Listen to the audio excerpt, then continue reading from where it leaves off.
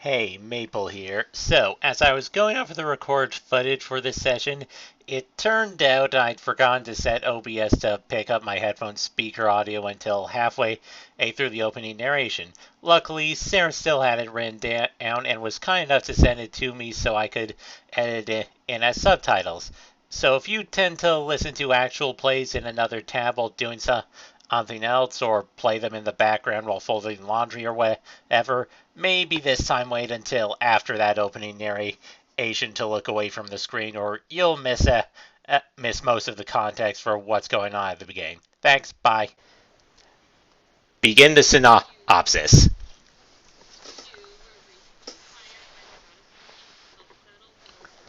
Er,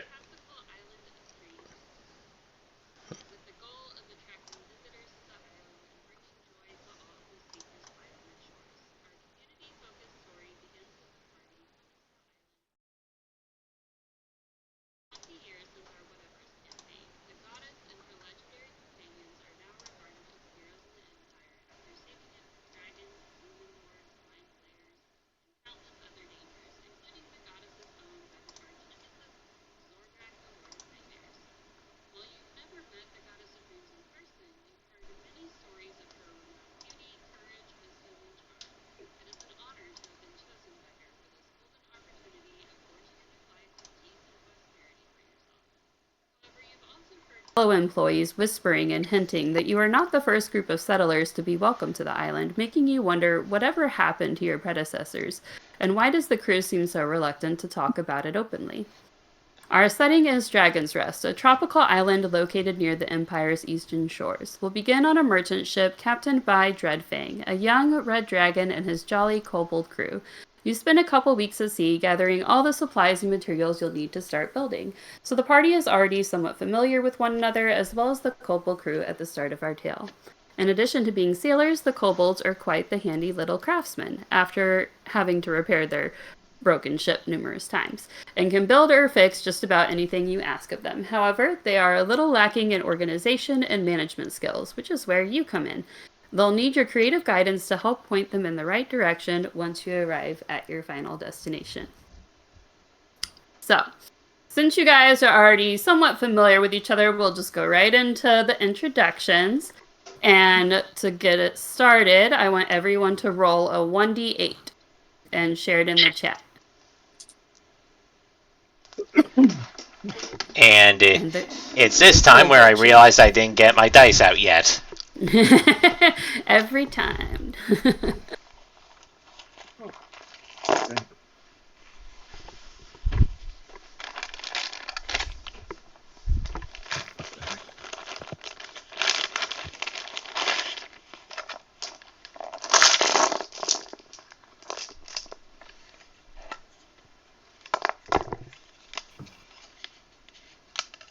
All right. Well, Chris and Ben roll their 1d8s. We'll go ahead and get started with Catherine. Oh no. So you rolled a I responded 2. first. Yep, that's exactly why I had you put in the chat. So, even after 2 weeks at sea, you still haven't managed to get what the crew calls your sea legs yet. Need to roll another 1d6. 1d6. 6. All right. So you've tripped 8 times, and 2 of those times you fell overboard completely. So many times that the crew teasingly calls you a landlubber. And worried for your safety, the first mate of the ship gave you a potion of water breathing, which you may add to your inventory. No. Yeah, that's fair. Those nat ones on the deck save strike again. We just started. All right, and you may go ahead and introduce your character too. All right. Where is I have a picture.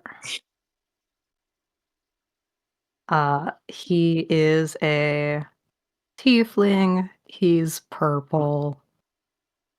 His name is Soto. Soto Voce. and his business is in dealing, unique items, old items, weird items, that sort of thing. I imagine he and Ben's character probably work in like the same circles. But he's here to make the island a beautiful resort for the princess or the goddess.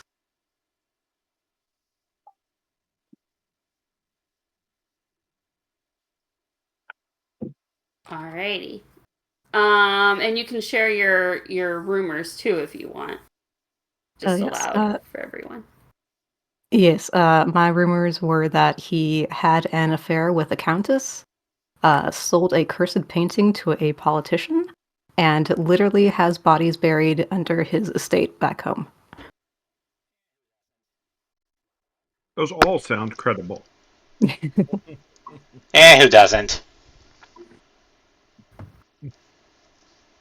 Alright. Who's next? Austin. Alrighty. So, you've never told this to anyone, but you're prone to seasickness. And during the voyage, the swaying of the ship causes you to feel sick to your stomach. Even the very thought of getting on a boat fills you with anxiety. And you need to make a con saving throw for me, please. Ew. That is a 6. Yeah, so you've been sick as a dog pretty much the entire time, and the whole ship is aware of it, and they all kind of pity you, but they also try to avoid you because you look like it might be catching or something. The kobolds don't know what's wrong with you. Your face is ghostly pale, and you've thrown up a couple times, and you can barely stand on your feet. It's just been a miserable voyage. Already pale, so this is like just like ghostly white. This is ghostly white. You just can't wait until you reach land. So I'm gonna post a picture of her. I am Lucille von Orbas. A high elf with a subtle tricolor eyes. They shift between a gray, a purple, and a blue. I have silver hair. There are streaks of violet that mix in with it. I am coming to the island to set up my own personal workshop, as I want to create an awe-inspiring piece of art that was inspired by the nature of the island. My 2 truths and a lie. I come from an extensive family of eccentric individuals. I am the baby of the family, as my eldest cousin is 5 times my age. I was engaged to a Fey prince of high renown, but broke things off with him when he refused to move with me to the island. Also, one more toss in, I have my grandfather's eyes. Aww. Alrighty, Chris. And I feel like absolute crap, and I have not left my quarters much. In game or out of game? You rolled the worst one. Okay. Chris, you rolled a 7. You've made friends with many of the ship's crew during the voyage. The sailors now regard you as one of their own. And you may roll me a d20, please. Just a straight d20. 20, okay. 17. All right. You bested many of your new friends in games of cards and dice during your trip, so you may add 17 gold to your pocket, as well as any gaming set if you want one. Oh, okay. And you are now proficient with that gaming set because you've had much practice with it. Excellent. Excellent. Pretty good one. And, no. Let's see. Well, let's make it dice because I think Kobold seemed like the type who would play craps a lot. Yeah. Anyway. And you may go ahead and introduce your character as well. Okay. My character is named Papagina, and I didn't draw anything because I'm not that good at drawing, but I did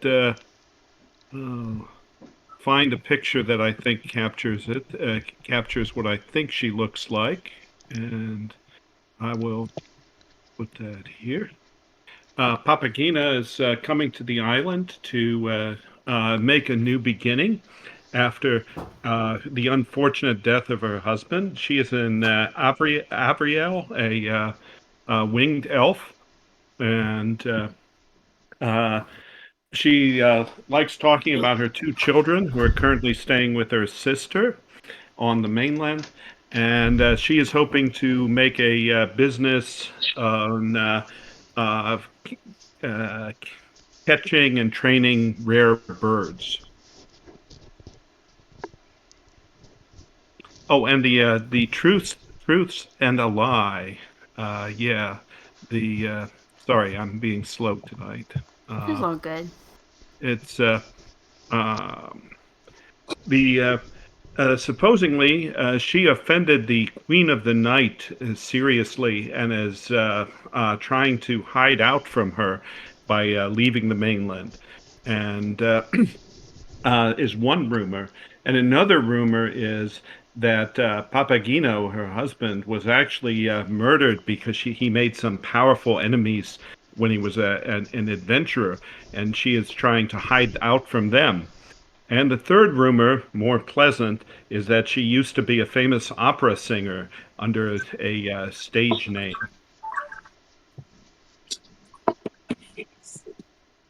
Alrighty, excellent. And then Ben rolled a 3. Alright. You spent much of your time above deck and managed to make friends with a cute little gray dolphin. And you may make an animal handling check. All right.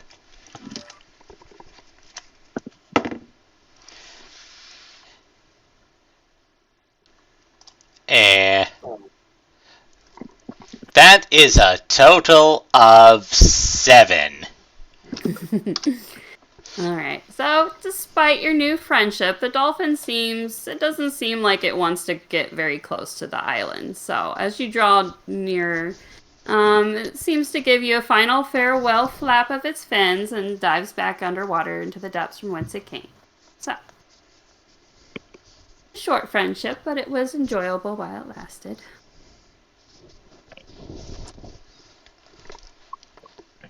And you may go ahead and introduce your character. Alright. So... the Omaba of the Equi, if red we avi here and we earring agree. In Odin ha at his name aimed Will Ilma Waverly. Of Waverly's Andres way. Airs one of the greatest magic item Shaw opposite in the Raksha Empire. At least it was until all locations closed down under mysterious circumstance. Answers like you've heard some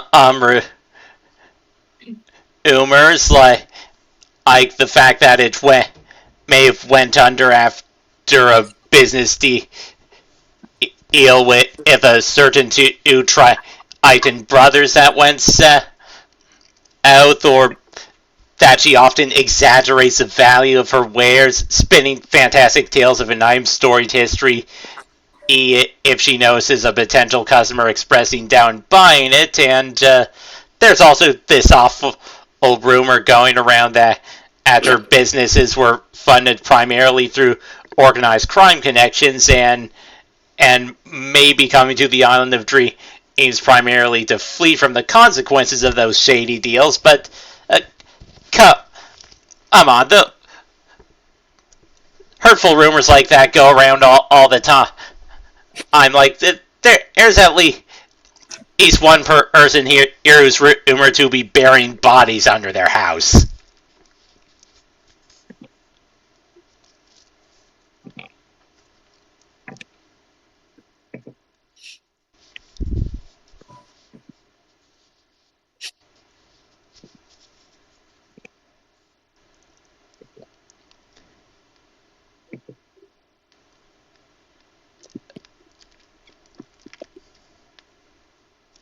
Rumors, you say?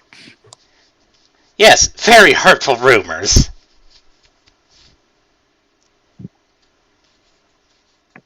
Take your word for it.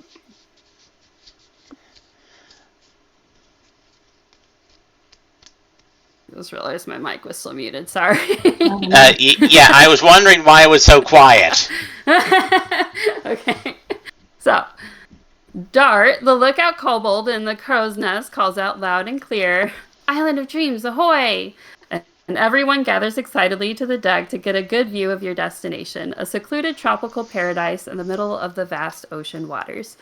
Seaweed shimmers in countless brilliant colors below you, and rays of sunlight defy the overcast sky to illuminate the lush grass and dark basalt rock of the island. As the ship approaches the rocky shoreline, a peculiar song fills the air. A beautiful but haunting alto, matronly voice of a woman, as though she were singing a lullaby. And I'd like everyone to make a wisdom saving throw, please.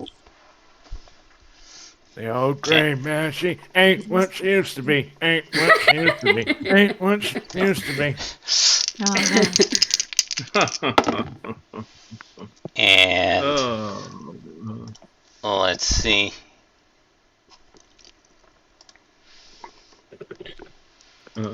Well, I think I failed my first roll here. So. Yes. So, everyone failed except for Lucille. Did I say that right? Lucille? Correct. All right. So, for Lucille, for a brief moment, your body feels paralyzed by the haunting melody, but you're miraculously able to brush it off.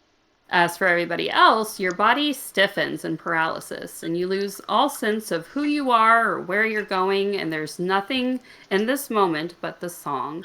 And it is the most serene melody you've ever heard. There's nothing you want more than to listen to this enchanting voice. And many of the crew, including Captain Dreadfang, who was currently in charge of steering, also fall victim to the enchanting song, mesmerized by its beauty. And the ship lurches off course, striking a shallow collection of rocks on the far side of the island a few miles away from the docks. And there's a forceful impact as the ship's hull collides with the jagged shore. At the same moment, the enchanting song stops. Everyone is knocked prone by the crash, but you are released from the enchantment and you seem unscathed, thankfully. But the ship, on the other hand, starts sinking into the ocean. The Kobold crew, also stirring from their enchantment, panic-stricken, run around the deck, screaming and yelling, unsure of what to do. "Why, the ship is sinking! We must abandon the ship! I can't swim! Oh no! We're all gonna die!" And when the ship gets about halfway in, it comes to rest on the sandy bottom of the island shores, but the Kobold crew doesn't seem to have noticed. They're still freaking out. A bunch of kobolds are on the back of the ship going, "Gentlemen, it's been an honor." They all start playing violins. Yes. Can I identify a lifeboat? Yes.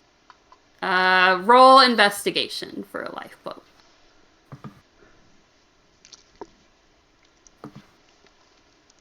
Oh, that's a 12. Yeah, I mean, you've spent enough time on the ship. You probably know where the lifeboats are, so they're pretty easy to find. Yeah, you're easily able to find a lifeboat.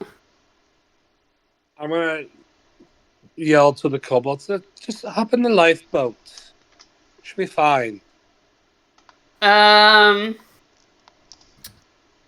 persuasion, I guess. I am better with those.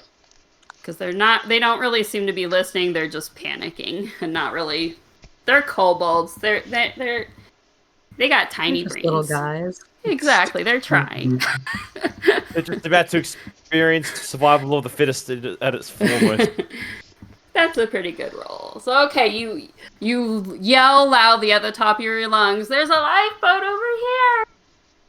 And the kobolds eventually seem to they turn and look simultaneously, and they all just like cram into there and just like make a little kobold pile into the lifeboat.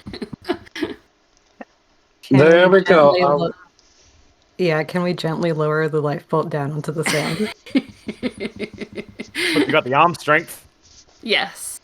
Roll me a, what would that be? Athletics check. Yes. Athletics for Or strength. vehicle handling if they have if you have sea vessels or it's boats or something.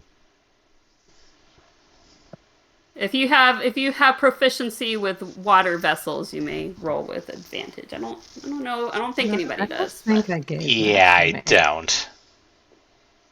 I think I that's am- only if you took like the sailor background or something. I'm a noble No, I- background. I don't know how anything of that.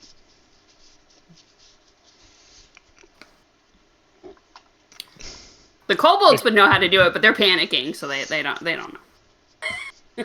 I mean, it's just a pulley system, right?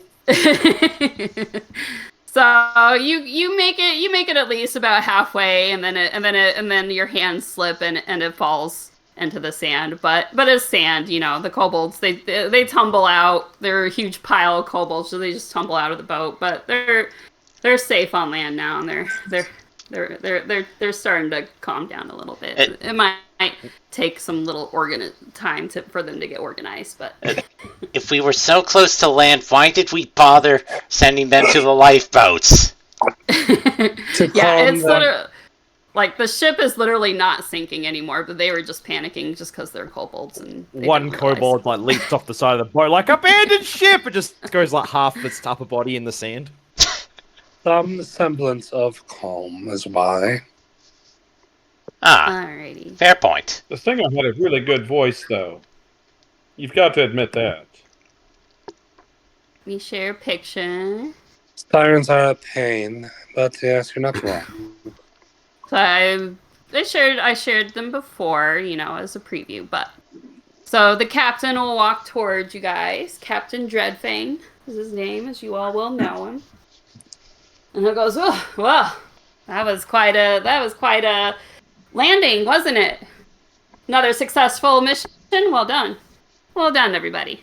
Captain, how are you going to get your ship free of the sandbar? Right. Yeah, right. Well, and we got all the supplies that we need to deliver to Dragon's Rest, but it's all good. I'm sure we'll figure it out. We'll figure it out. We've been through this before. We know the drill. You frequently crash land. Well, I do have a particular style of landing, yes, but it's all good. As long as everybody's okay, right? Yeah, I mean, I suppose I booked the cheapest tickets and you get what you pay for. You know what? I've been worse. Oh, see, there's no harm done. It's all good. Yeah. Do Should we get probably- paid travel time?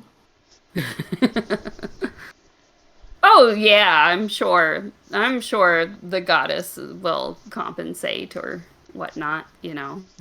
She's the one funding this whole voyage, so. And then down below you hear one of the... Let me share another picture. I'll share her picture again. Might as well while I'm here. Little purple kobold. You hear her yelling down at the other kobolds. Where? She's saying, all right, she'll like whistle her fingers, to summon their attention and say, all right, kobold crew, we've been in bigger scrapes than this. Let's just calmly gather together. We can head below deck to see exactly how much damage we've done to the ship this time. And access the damages. That would explain all the new plank.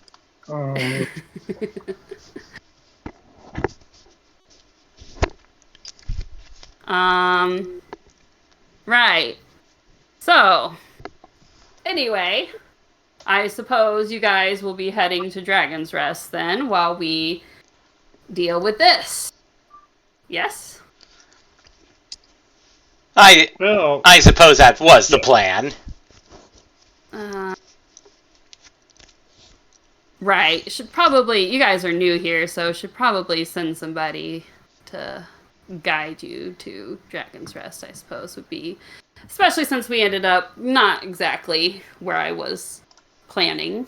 How far of a trek would you say, Captain? I'd say you should get there before nightfall if you head now. Right. Yeah, just up through all that. I'm pretty familiar with where we've landed. We've landed somewhere on the north. And then he'll motion with his hands to try to remember which is west and which is somewhere towards the north side of the island. Very familiar indeed. Have you ever been to this island before? I'm Yes, sure I have many times. Yeah, If sure we you get just lost, can't. I could always fly up and get an idea of what direction we should be going into. Compass always points north, but it doesn't tell me where the other directions are. Holy shit. Yes. I thought You don't have a radio or something? Call a little guy with the golf cart to come pick us up?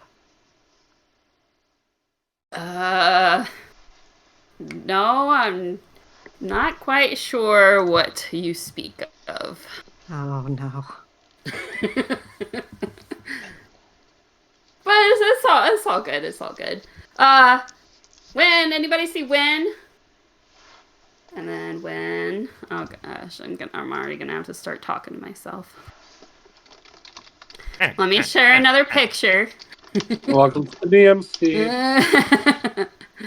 All the NPCs. I should have only made 3. Lesson 1, DM lesson.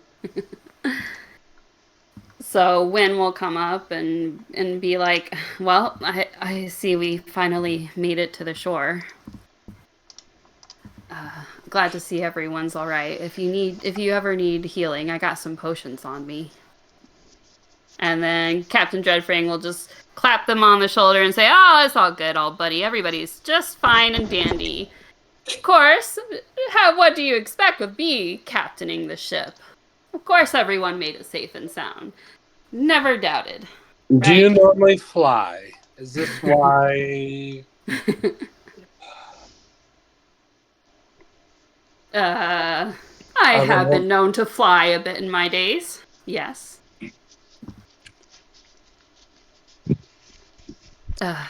Anyway, yes. So, this is Wen speaking, by the way. I know my voices aren't the best. You guys will be wanting to go to Dragon's Rest, yes? I know the way. I can show you there if you want. I was wanting to go back there myself. Obviously, someone needs to report this, and, well, I wanted to see some old friends of mine as well, so.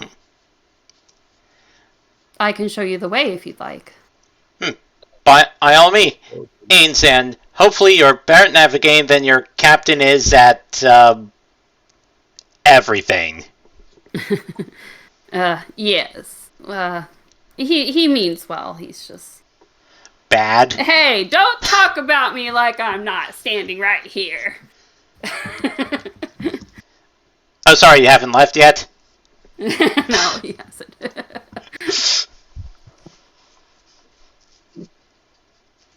Well, Captain, you see to your crew, and I will see that our guests arrive safely to the island. Take care. Yeah, buddy, you too, you too. Ugh, talking to myself. I hate it. Hate it already. Alright. So, as the party descends the ship, it's a few hours past noon as you make your way to the shoreline. The building site is located on the main portion of the island, about 3 miles south. You can just barely make out the parts of the outlined construction distant on the horizon. Though the going will be hard and slow on foot, you should make it there before dark, as the captain implied.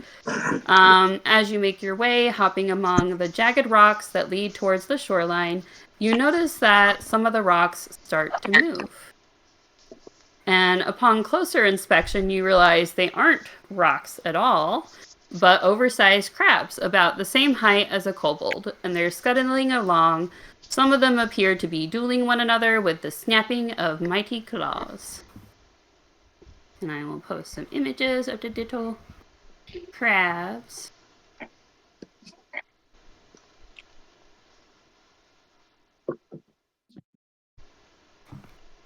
Go outside your comfort zone, he said. It'll all be fine, he said.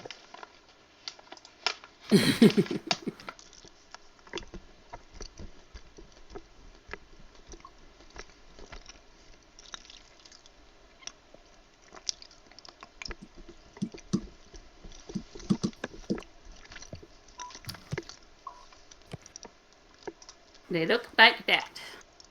Oh. They are a lot cuter than I was envisioning. That That is awfully cute, yes. I drew them myself. Alright. Anyone, upon seeing the crabs, they definitely look a little strange. You may do a nature survival if you wish. All right. And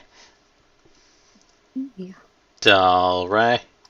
I'd on nature that is an 18.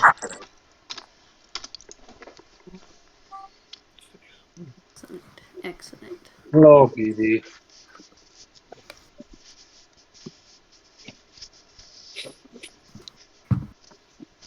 Okay, that's probably too low, but I got a 13. Which one was that? Survival.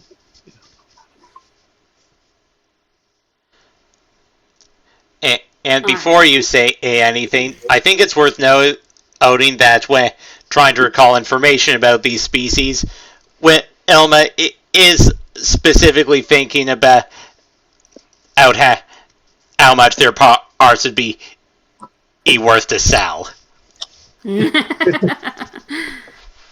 That very, very perceptive of Wilma. So, Soto and Papagina, not entirely sure. You've definitely never seen crabs like this, so you know maybe it's something unique to this island. You're not entirely sure. But Wilma, you've definitely heard of this crabs before. Like maybe you read it in like a brochure or something for the island or an advertisement before you came here. And you know that these particular crabs are very territorial. They're typically only aggressive if you get too close to them, but they are very delicious when cooked and considered a delicacy. And There's currently about a dozen of them on the craggy beach, just hanging out, being crabs. Crabby. Crab. But in terms of how much would they cost, they're not exactly rare, at least not on this island they're not rare, but they are prized as food or whatever. So you could probably get maybe 1 gold a crab.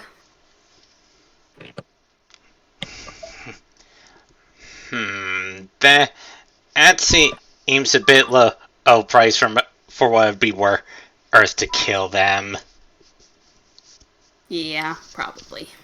They look pretty pinchy, and there's definitely something. There's Not probably some illegal right. immigrants you can hire to do this kind of dangerous. Make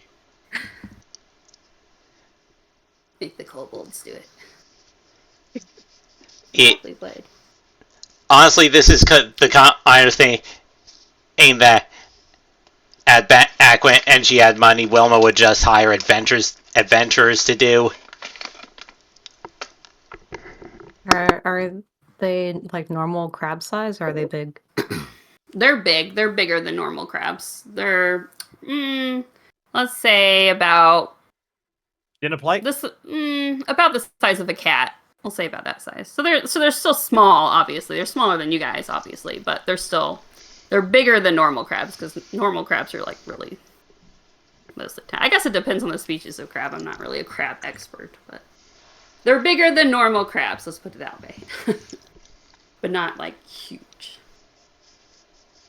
Anyway, so if you don't want to hurt the poor little crabbies, then you'll need to make an athletics or acrobatics check to try to hop around the rocks. All right. Without getting too close to them. And not bad. That's a 15. Mm-hmm. 21.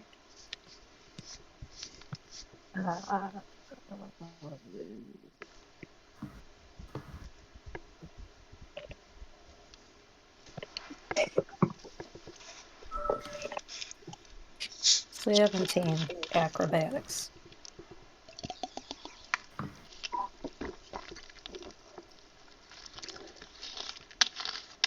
Alright, and Papa Gina, are you... I'm going to fly over them to shore since I have wings. Yes, that's a good point. Yes, you're able to easily do it without making the check. I forgot you were a winged elf. Alrighty, yeah, so everyone manages to hop across the rocks, play a little hopscotch without any issue, avoiding the crabs successfully. Good job. As you finally reach the main part of the island, the craggy rocks of the shoreline eventually becomes fine white sand. And as you make your way along the beach, you have plenty of time to admire the towering statue at the center of the temple, depicting a wizened man surrounded by 7 songbirds. A long path up the side of the cliff of the temple, dotted along the way with doorways cut into the rock. You walk past a dock where a large rowboat is neatly tied, and you finally made it to your destination, Dragon's Rest. Yay, I'm going to share the map now.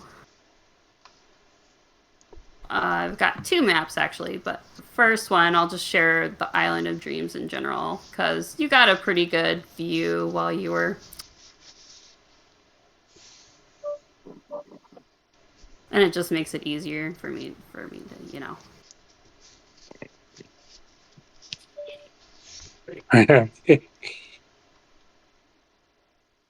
give you guys an idea of where everything's at. Where is it at? Oh man, it's too big. Alright, give me a second. I need to make it smaller.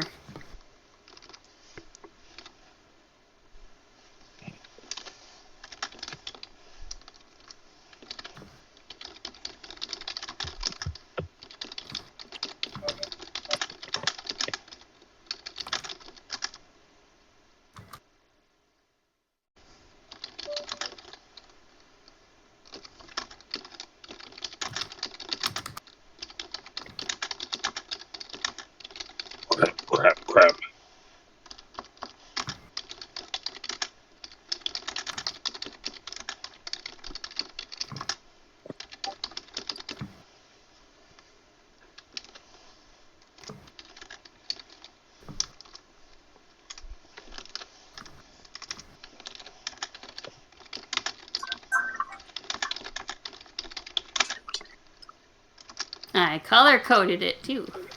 Ooh. Ooh. So, obviously, the blue is water, the ocean. And the sandy color is sand. Like beach, you know. The light green is just like grasslands, pretty much, you know. Might be some rolling hills and stuff, but it's mostly like flat meadowland, good for farming and stuff. The dark green is a rainforest, and the far in the distance. Yeah. And then the gray is going to be like rocky, like mountainous cliffs stuff.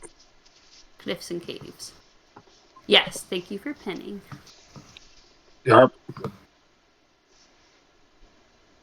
Alrighty. And then I'll show Dragon's Rest later after I do my little introduction.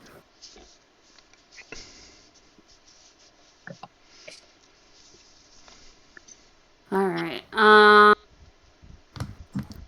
Go ahead and roll me a perception as you're climbing up the last a little sandy cliff side to look down on high of the Island of Dreams, we'll say. See what you can see as you take in your surroundings. Yeah, that's Ooh. Well, let's do perception checks. Yes. Okay. Speaking from experience, I know once you climb a hill, you always want to stop and admire the scenery because it gives you a chance to catch your breath. Joke's on So- you. I rolled down the hill right away. And you don't say you need to catch your breath. You say you're admiring the scenery. Right. I'm admiring the scenery so hard, you guys.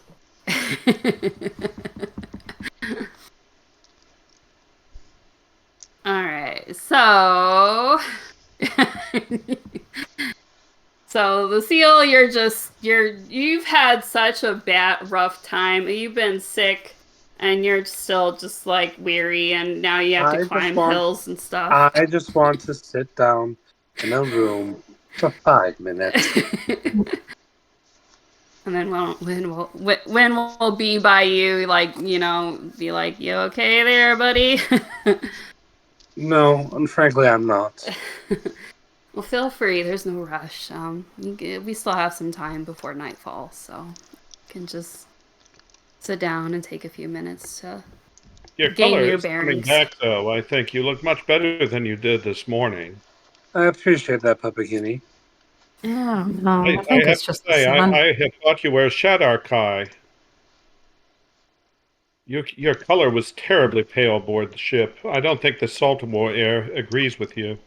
I will be content to not be on a vessel for the foreseeable future. As for everyone else, as you look around from on high, far in the distance you can see a cozy-looking beach house surrounded by palm trees and glistening sand. There appear to be people lounging around on the beach, though it's too far away to get a good look at them. But you can tell that beach house is quite large and fancy. And then you can see, as I described on the map, you can see the rainforest far on the other side of the... You guys are about where that crab is. Like a little to the left of the crab, we'll say. Getting ready to enter the grassy area. On a little, like, hill overlooking the beach. But anyway, yeah. You can see the rainforest. And you can see the grassy area. You can see a big, wide open area, which will be your building site. Yeah.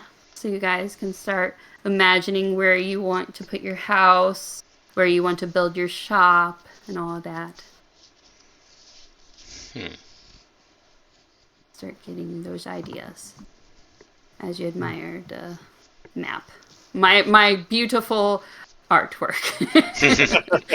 Just so top tier. Why is there a penis in the ocean? Thank you, Joel, for saying that. Not a penis. Huh, It's an observatory. you know, I never thought about that before, but yeah, that building out of the ocean really does look like a cock, doesn't it? Why Joel not? hasn't made his character yet. He's not part of this conversation. Sir, welcome to the DM seat. You get used to it. They say Disembodied voice. They say an ancient titan fell and died and created this island. Apparently, he was aroused when he did so. Terrible. But possibly. You don't know. Surely, as this is a spin-off of Joel's campaign, he's allowed to make comments like Yeah, color that's true. I did use Joel's setting, so if that's what his lore wants to be, it shall be. Well, Joel, give us a little more about this lore, buddy.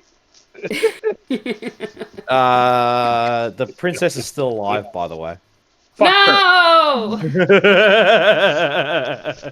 God, I It'll hate be her. revised. This is an AU, and the princess is definitely dead. I mean, I'd be impressed if that turned out to be true, considering Kulan ended that encounter by mutilating her corpse. True, but true resurrection is a thing and it only needs a tiny piece. This is a cozy campaign, and there shall be no diabolical princesses. Just stuck-up, vain goddesses. Both must be slain. Anyway. You guys are observing the scenery and catching your breath and just starting to get visions of what you want to do with this land, because it's pretty much going to be your playground, and you can build whatever you want and be whatever you want to be here. And as you're observing and talking about penises sticking out of the ocean, the sky becomes overcast suddenly and shadow as rain clouds start to gather above you, which is odd because you could have sworn a moment ago there were clear blue skies. And a sound of thunder strikes far, not too far in the distance, but relatively close, surprisingly, and followed by flashing streaks of lightning. The storm just came out of nowhere. And looking up, you see a great majestic bird flying through the skies overhead. And it lets out a loud screech as it circles around overhead. And I will post a picture of the bird.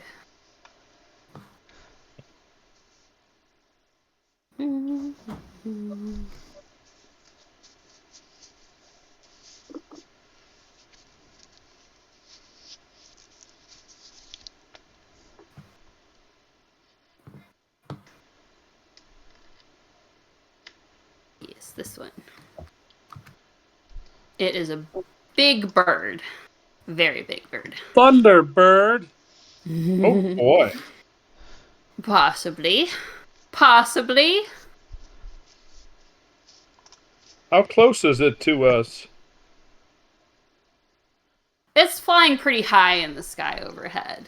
So it's not super close. But you can definitely tell from where you're standing that is a big bird.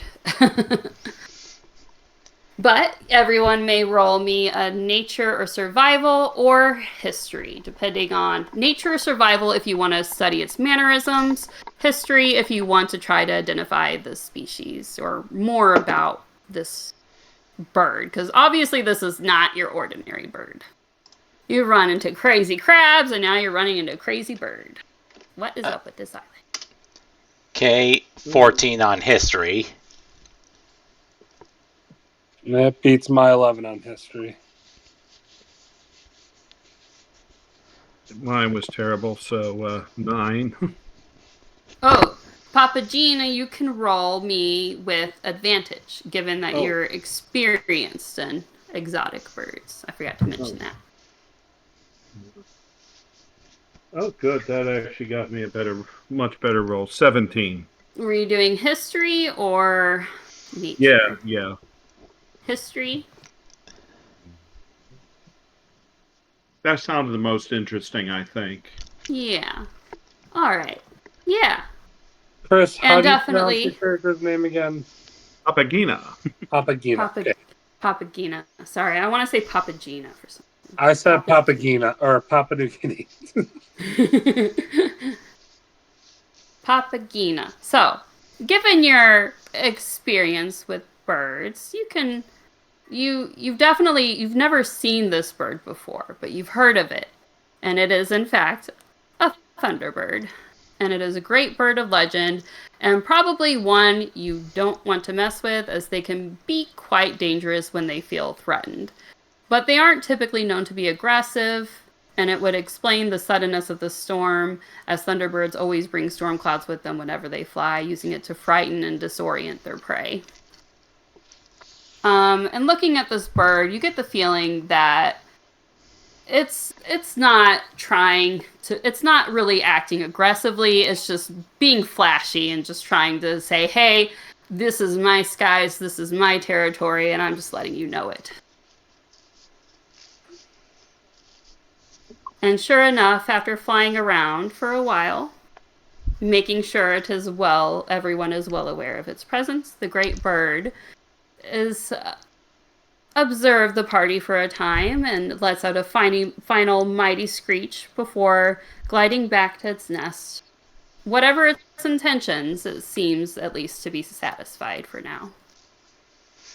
I thought my grandfather's menagerie was something to behold.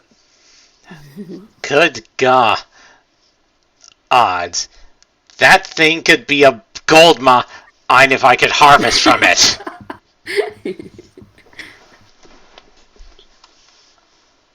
That's your funeral to dig, my dear. Hey, I might not.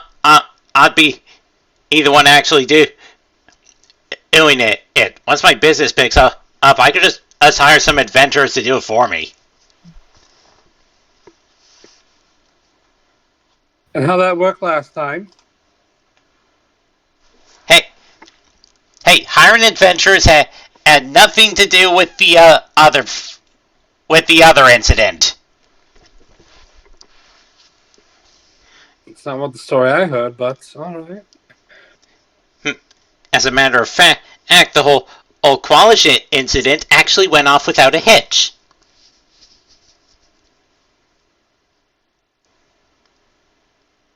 Is it true that I thought we were talking about the other incident.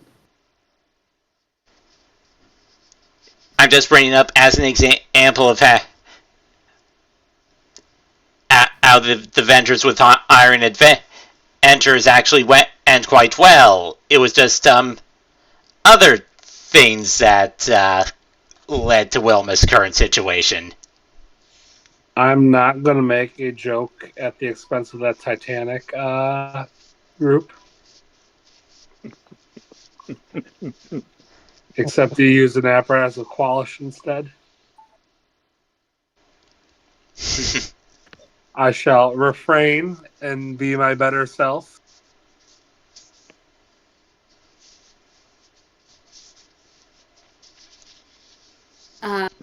Miss Lucille, you seem to be feeling better now. Is everyone ready to continue?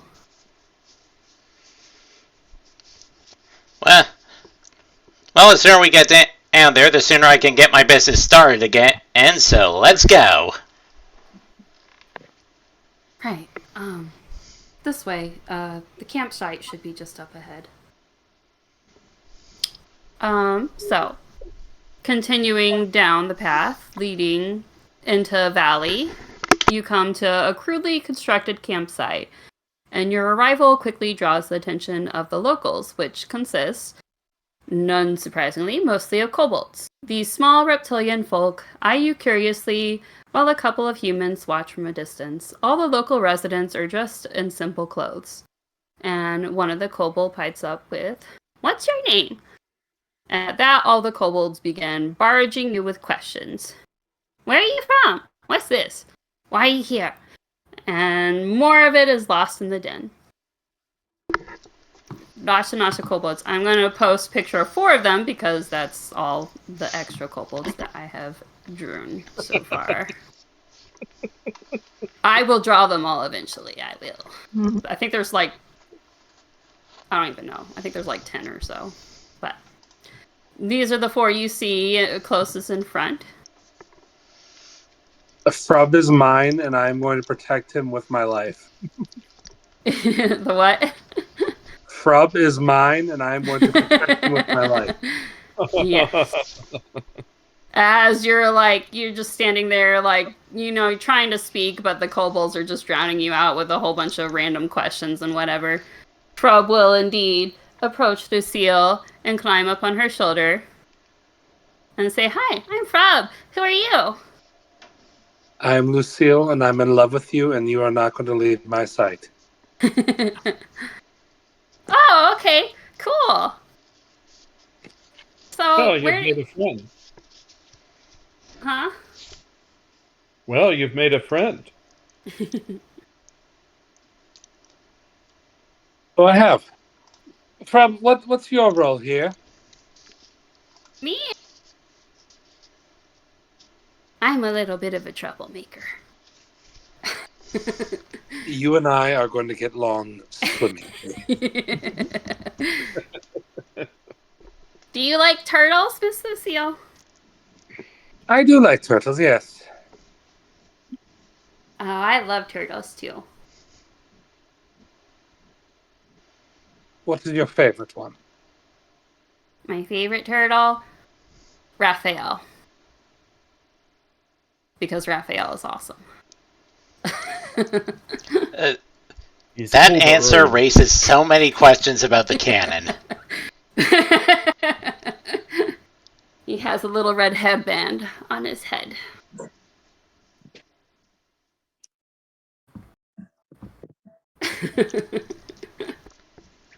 Alright, so the chattering kobolds fall silent after a time as a new figure comes into view, descending from a rocky flight of stairs further down the path. She's a middle-aged human woman with a fair complexion, golden silver hair pulled back in tight braids, and kindly hazel eyes. I don't have pictures of this one.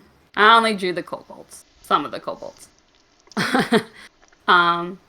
She wears a simple white robe, and she smiles as she draws near and extends her arms in greeting.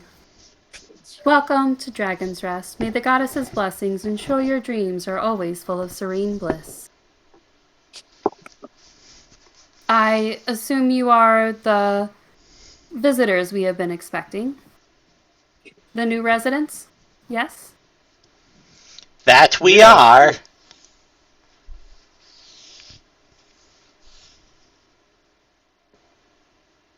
I see. Let me guess. And then she'll go over to our winged elf, Papagina, and then the tiefling, Mr. Soto, and then Lucille, and Wilma Waverly.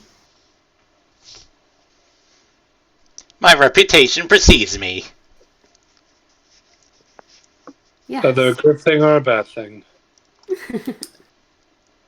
I have heard much about you. The goddess herself recommended you. And I am sure you will make a wonderful addition to our humble little community here. Don't mind the kobolds. And then she'll kind of like ruffle Frub's little horns here. They are quite friendly and inquisitive. It has been a while since visitors have come to our island. It's They're- not a problem.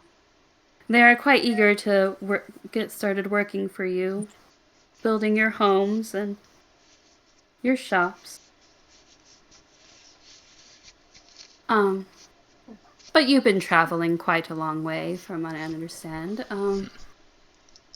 Please allow me to escort you to your tents. We have prepared them for you, It's not much, but it'll do until we can build you some more permanent dwellings. And assuming you all choose to follow her, which I don't see why you wouldn't. Yeah. But the kobolds will trot alongside you curiously as she leads you up a winding path to a collection of tents that have been set aside, one for each of you. The tents are adequate in size according to your needs, though simple and rustic in appearance. They are, at the very least, functional. Please feel free to take some time to just unpack and relax for a bit. When you're ready, though, I can give you a little bit of a tour. Like I said, we don't have much for now, but we do have some things that may be helpful to you, to your needs here as you... What's the story behind the Thunderbird? Oh, you have seen the Thunderbird. He has chosen to show himself to you. It was quite hard to miss. Indeed. And she'll smile fondly. We have many rare and, how should you say, legendary birds here. But do not fear, they are simply seeking to ensure that you mean the island no harm, no ill will.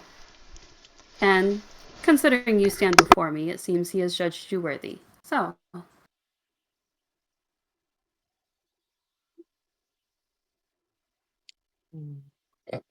That's reassuring. Thank you, big bird in the sky. The Thunderbird. Wilma is going to be silent about the fact that she recently discussed killing and selling the Thunderbird for parts.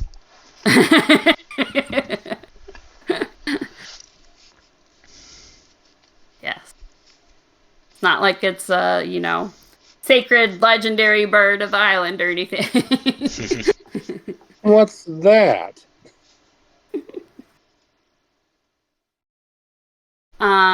And then as the party sets down their belongings and begins to unpack, and I encourage you to imagine what their individual tent might look like.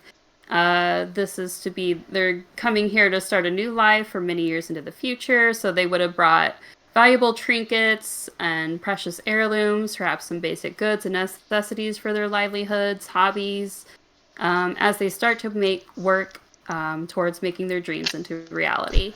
And you can consider what sort of things would they bring with them and how would they choose to customize their tent to make it their own unique living space.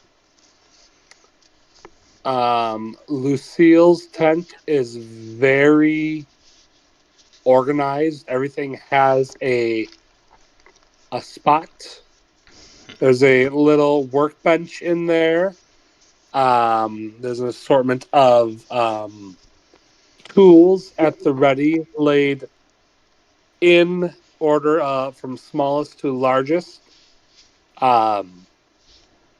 Everything has a spot. I imagine she has a raised cot as well.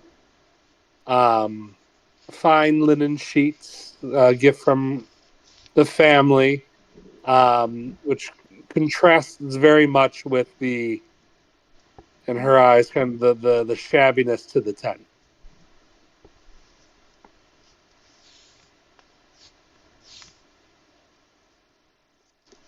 That would be Lucille's quarters. Excellent. Very nice. Of course, Austin, always quick with the improv. Austin is good at that.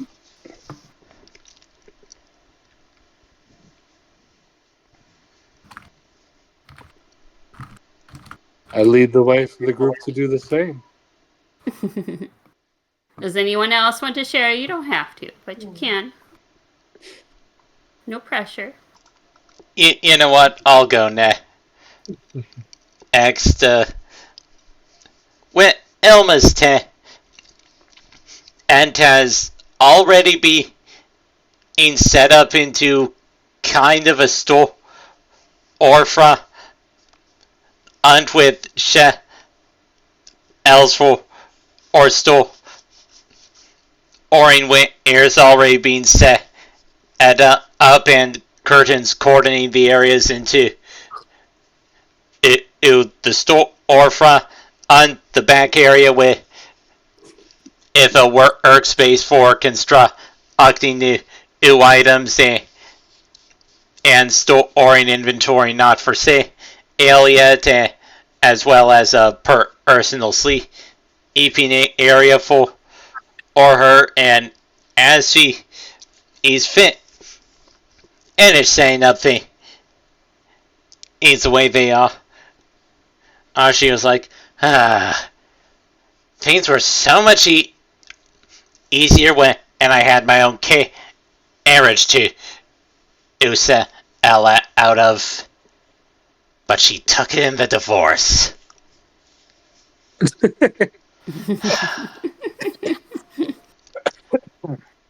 I miss my wife, Soto.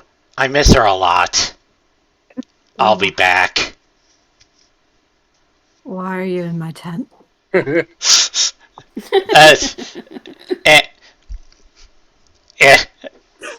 And she's clutching a nearly empty bottle of wine. And I told those two blue bastards, you're not taking my business, and then they took my business.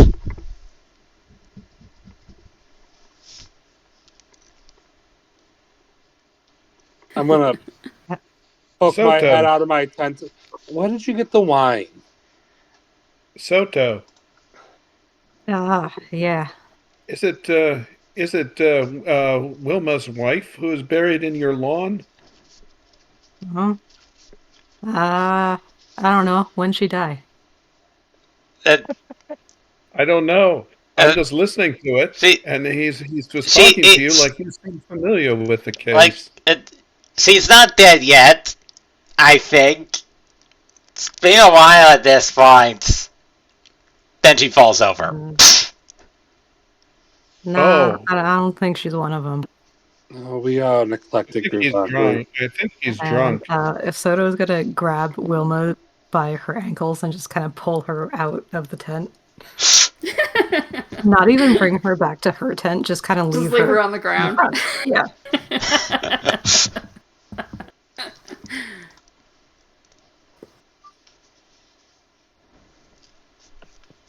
Excellent, excellent.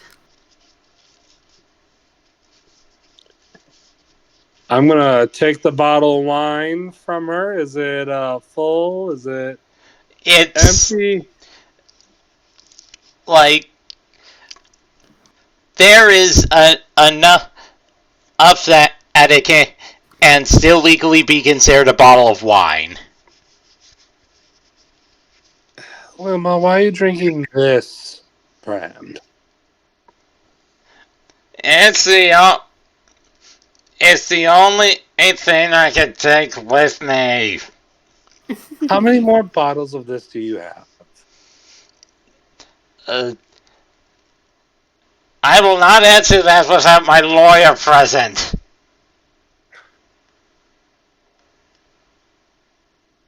I'm gonna go into my tent and I'm gonna rummage through my pack. And I'm gonna come back with a better quality of wine. If you're gonna get drunk on this.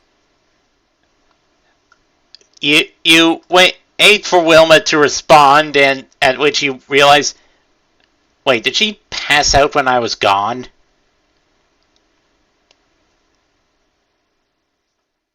I start playing the song "What Shall We Do with a Drunken Sailor" on my ukulele as I sit in the entrance to my tent. Soto just pulls out his own little flask and just kind of sits. Papagina may roll a performance to see how well she plays.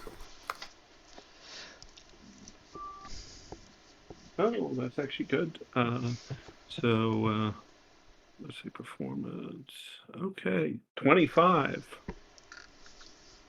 Damn. Oh, dang. So you're playing, what sort of song are you playing, did you say? What shall we do with The it's a drunken like sailor, what should we yeah, do what with the the drunken what's the sailor? What should we Oh, do with yeah, the yeah, drunken yeah. sailor early in the morning? it's just part of He has his way. Sorry, I like that song. And as you're playing, all the kobolds will start to like instantly like draw near or whatever and start to dance to the music and stuff like that. And they enjoy it very much. I had Roma feels sillier, but anyway. I had a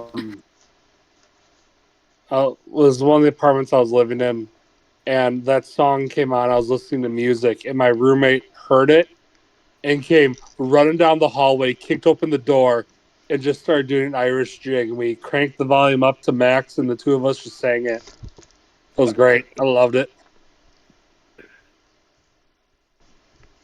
Oh, that's It is that a sounds fun song.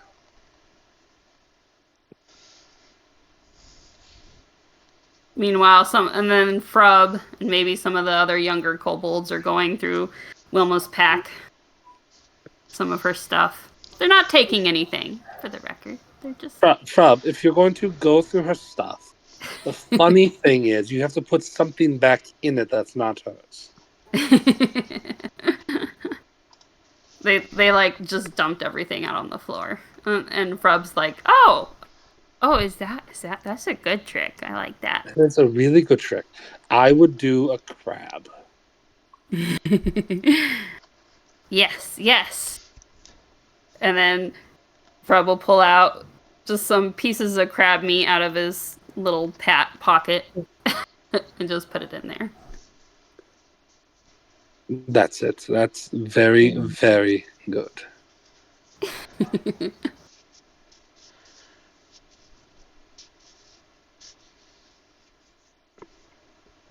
All right. So,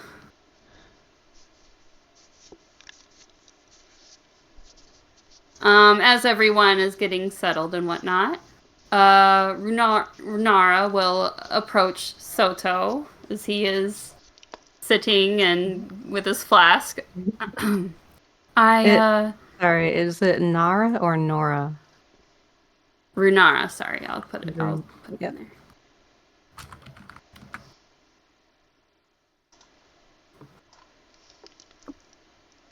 You probably would have heard of her, like in your dealings. She's pretty much like the overseer of the island, so she'll be the one you'll mostly be working with. But she's not really a businesswoman or anything like that. She's just a cleric for the goddess, but she pretty much speaks for her. So, because of course, Amona would never deal with the business part herself. So, Renara. Chris vanished. Oh. uh-oh. It's Cubans. Christopher Robin. Hello, Christopher Robin. We can take a minute till he comes back. I need to use the bathroom anyway. So. Okay, so guess I'll go pause then. Renara, question for you. Yes. You speak for my aunt. How frequent does she come to the island? Well, as you mention it, she happens to be here now. She's up at her beach house at the moment, with the rest of her family. Having a little bit of vacation, as she calls it. She is quite eager to see you all get to work with the island. She can be a little impatient at times. Demanding? Yes, but I've done my best to keep her expectations more realistic. So please don't rush, Take your time to settle down. I've known her for quite some time, and that's just how she is. Indeed. She spoke very highly of you, so. of all of you, honestly. So. She has great faith that you will do wonderful things with this island.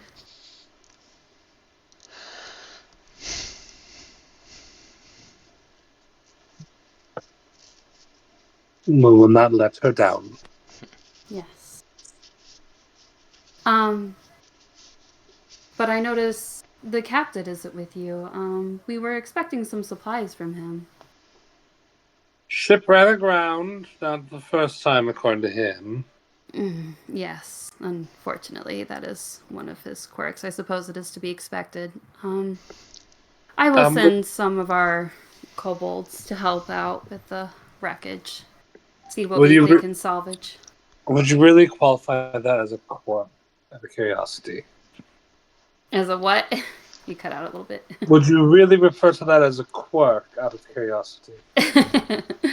Well, you see, his little quirk is that he's not very good at his job. No, I mean, he gets the job done, somewhat. We are quite fond of him, honestly, but I can understand he can be a bit of an acquired taste. Oh, that's not his character that's an acquired taste. I'm just worried for the structural integrity of your vessel. Oh, but it is all right. The goddess is forgiving and quite generous. That's just layman's terms for she likes dragons. Yes, she does have a very partial feeling towards dragons. Oh, that's more than partial. But yes, you're correct.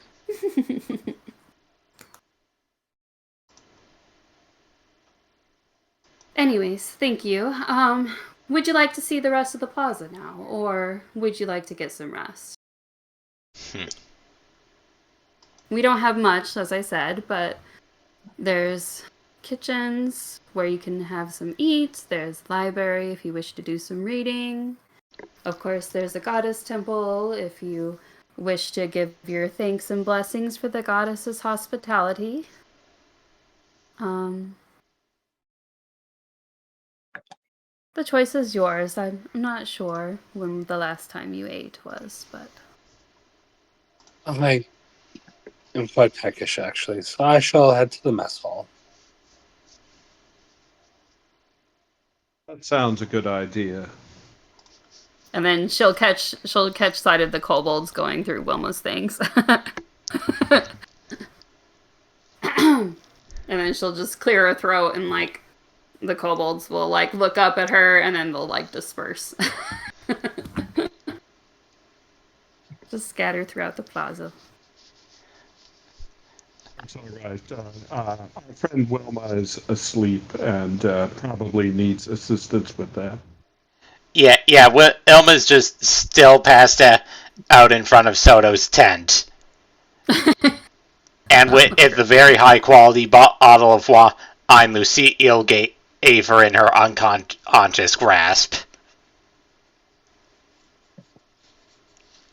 I what wonder does Soto wish to do?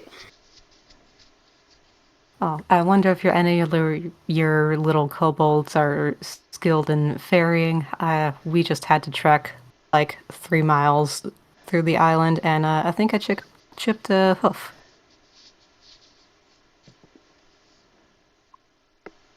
Oh, yes, it's all right. The kobolds can handle it.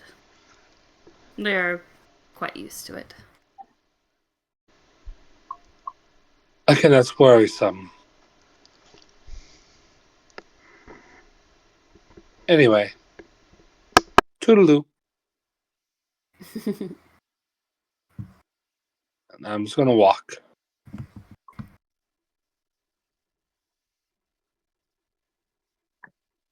Of course, if you would like to go check on the kobolds, you are more than welcome if you fear their efficiency may be lacking. I know you are all quite eager to get to building, and the supplies would speed up the process. We have been quite a little short. Now about repairs, I'm not sure the captain seemed all that competent, so maybe if somebody knows woodworking or something, we might help make it faster. Let me finish a light lunch and I can take care of that. It's up to you guys, you know. There is an option. But maybe get something to eat first. Yeah. Because you guys haven't eaten in a while, so. I'd say it's getting, let's see, it's getting later in the evening. I say the sun's about setting about now. I'm guys quite adept walk at. through. Go ahead. Go ahead, sorry. No, I was just saying, I'm quite adept when it comes to repairs. I want to sit down for 5 minutes. It is perfectly understandable. Please take your time.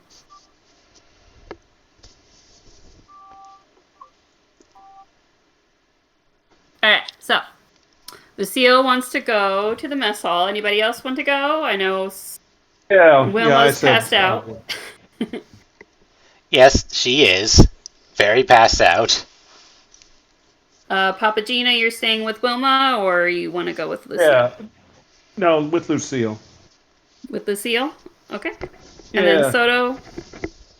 No, Wilma's it's no food fun. time. She's just passed out. So.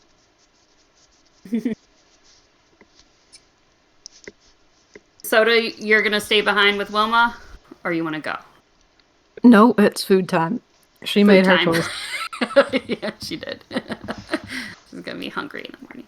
She probably has something in her bags, I'm sure. Yeah, she got some crab meat in there.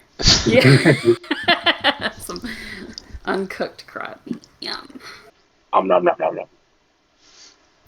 Alright, so let me go over to the introduction of the plaza.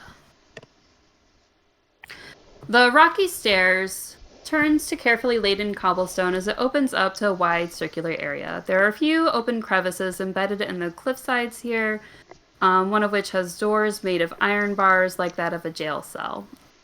Inside is a single kobold. I gotta show a picture. I have a picture of this one too.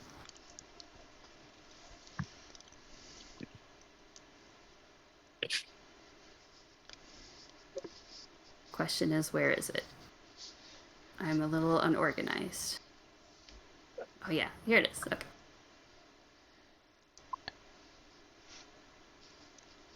That kobold. Call back. She is in timeout. Oh no. She waves and hisses at you, trying to get your attention. Oh. I thought this was I didn't realize there were criminals on the island. It seemed like such a peaceful place. I'm honestly not that surprised. Are you going to approach? I suppose that sort of thing exists everywhere. Yeah, why not? No, It's on the way, right? Alright, so as you come closer, obviously, as you know, as you, the players at least know, Hiss does not speak. She only speaks in Thieves' Cant. So if you, I don't think anybody here is a rogue. So, you'll have to play a game of charades to communicate with her. Roll me an insight check.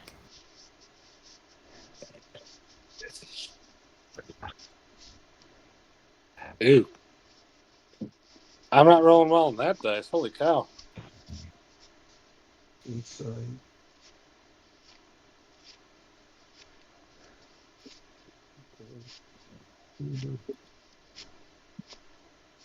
14.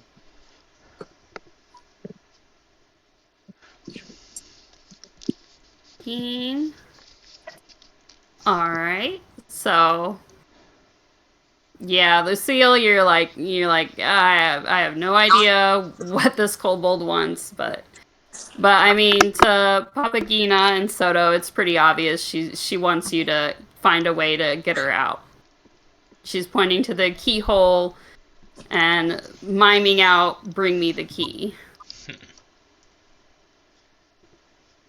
And then you guys are like, I don't know where the key is, obviously. So she starts to mime some more, and she'll mime out. I guess this is hard to do with voice chat. Why did I make a kobold that I can't talk? But she'll mime out like planting and whatnot.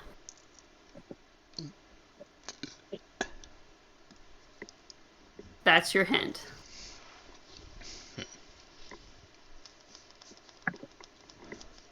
And then she'll just look at you with big blue eyes, like, "Please let me out. I didn't do anything wrong." Maybe the key's hidden in the garden someplace. I didn't do anything wrong. Actually, she murdered 12 people. Whether we should let her out or not is another question, but I think she means that the key is hidden in the garden. That's a weird place for it.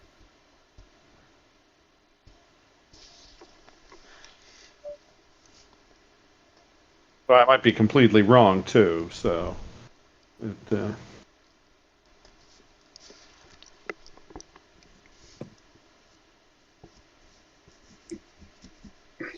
Don't fall for the Maybe- baby blue eyes. We just got here. It's probably too early to start doing crimes. You would not want to do that, yes.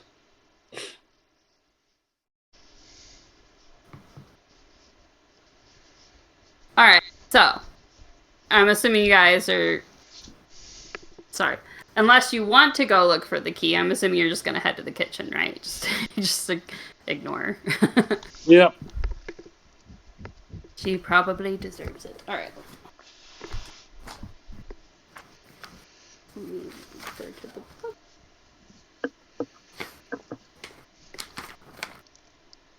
So I'm just going off the book's descriptions for these.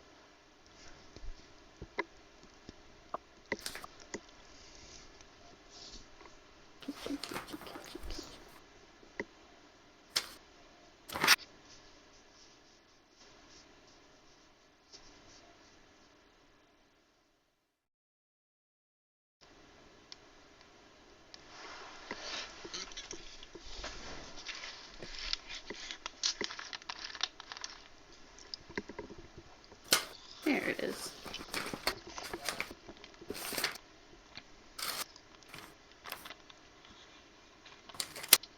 Alright, so a doorway in the rock opens into a dining room with a long table, and two benches run the length of the table, and a single chair sits at the table's head.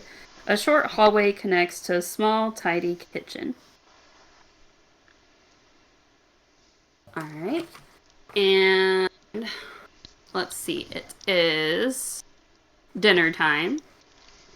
So, Austin, roll me a d4. I'll let you roll it.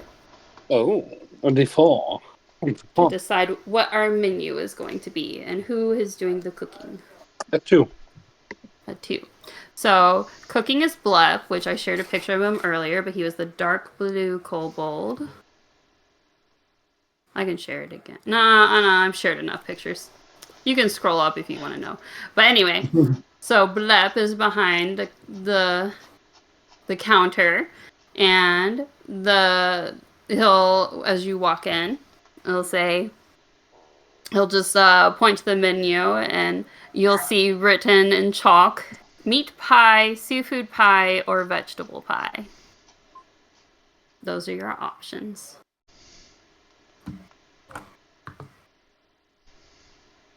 because they have a very limited menu.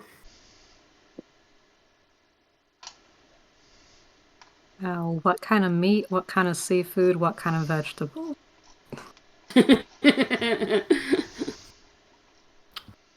And mostly stuff we get. The meat's mostly stuff we get from the rainforest. The seafood, probably some of the kind of crab meat, most likely. The vegetable, just stuff that Tarek grows in his garden.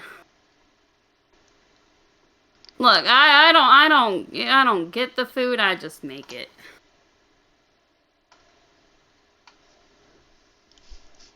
Seafood pie in that case. Excellent, excellent. Seafood as well, please.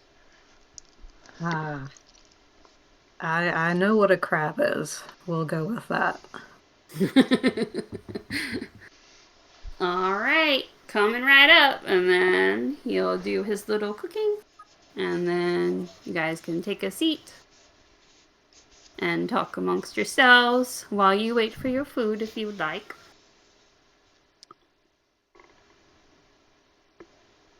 So, Wilma, I don't think that was her first bottle of wine today. I would hope not. She got drunk off of one bottle, that'd be concerning. Might be a lightweight. She's not that big. Mom.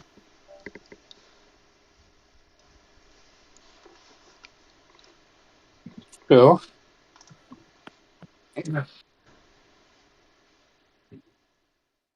Oh, let's make this a little bit more interesting. We've all heard the rumors of each other on the ship. How about we do a rousing game of 2 more truths and a lie?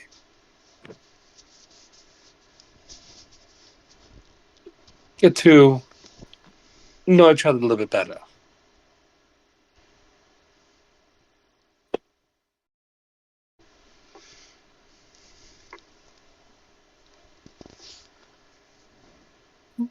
Yeah, all right.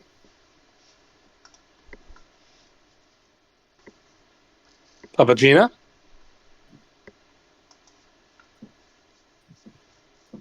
Sure. Uh-oh. Sure. Oh, okay.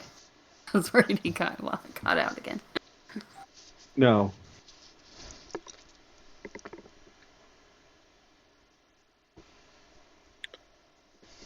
All right. I guess I'll start, as this was my idea.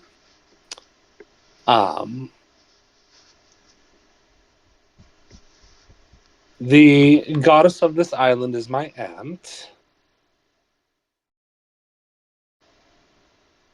For one, oh shoot, this is a lot harder than I thought. My true goal is to kind of put the family business behind me and show them that my tools are for more than just firearms. And I have 4 brothers and 2 sisters.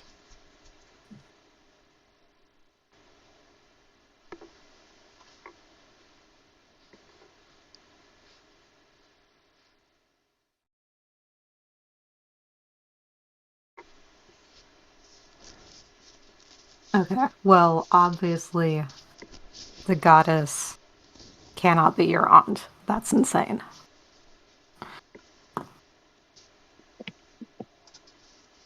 All right. Papagina, your guess?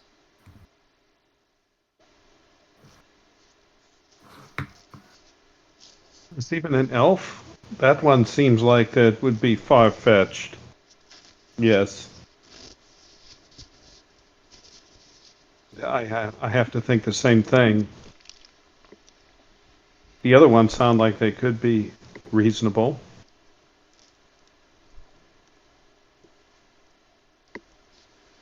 Well, we may not be related by blood, but I do consider the goddess an aunt to me and my siblings. She and my grandfather go way back in the adventuring days.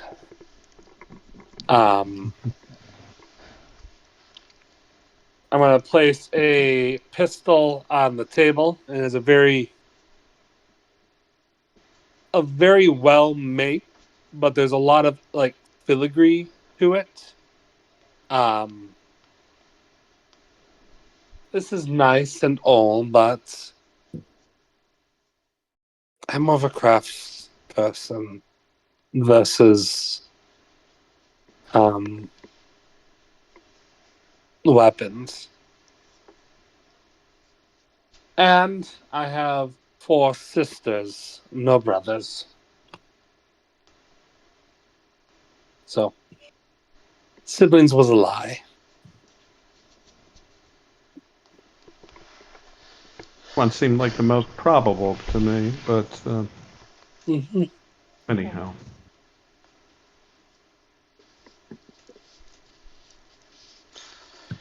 I'm going to take the pistol and I'm going to spin it on the table. And it's going to stop and point at Soto.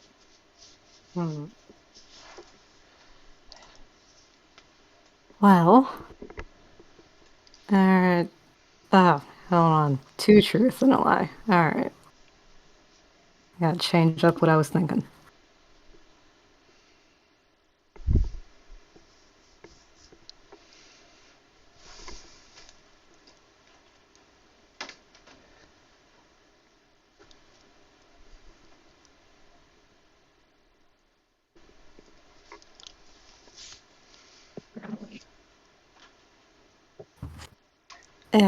Alright.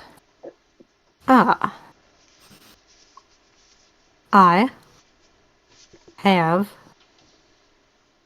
3 sisters. 2 older, 1 younger.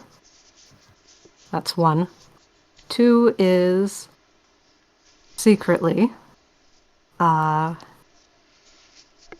Well, secretly I'm royalty. 4th is. No, 3rd. That's how numbers work. I made more than a small sum on the black market.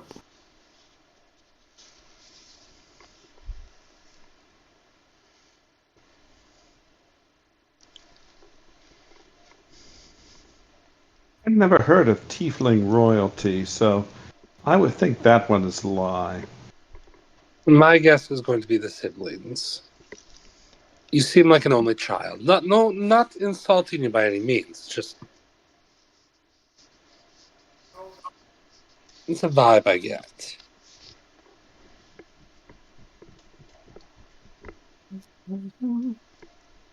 Well, as far as I know, no one in my family is royal. Now, is it possible that my father is not actually my father? Maybe, but I don't think my mom would be able to bag that kind of money, you know?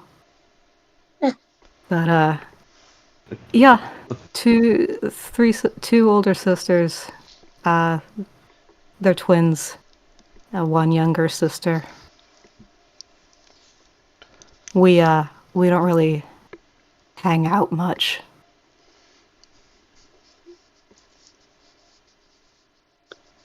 Oh, my apologies. Black market, you said. What? Spill the beans a little bit on this. Antiquities mostly, some artwork. Occasionally something that's magic, but, you know, objects, old things, history is what I'm most interested in. You know, the museums hate me sort of thing.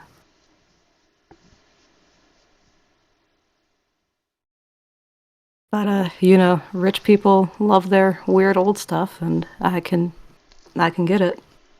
Oh, that's very true. You are spot on the money with that one. Good location for antiquities. Yeah, I kind of assumed that's why the goddess asked me here to help spruce the place up, but didn't think it would be quite so rugged to start off with. Yes. I was given this brochure that the streets were paved with gold, and there would be like I, Ah, I yeah, don't just know. I think wine it was all fountains. lies. Yes, fountains of sweet water. Sounded like a tropical paradise. And then you check the I mean, fine I print speak and have the Islandically bomb, and now. it said as advertised images may not be representative of the final product.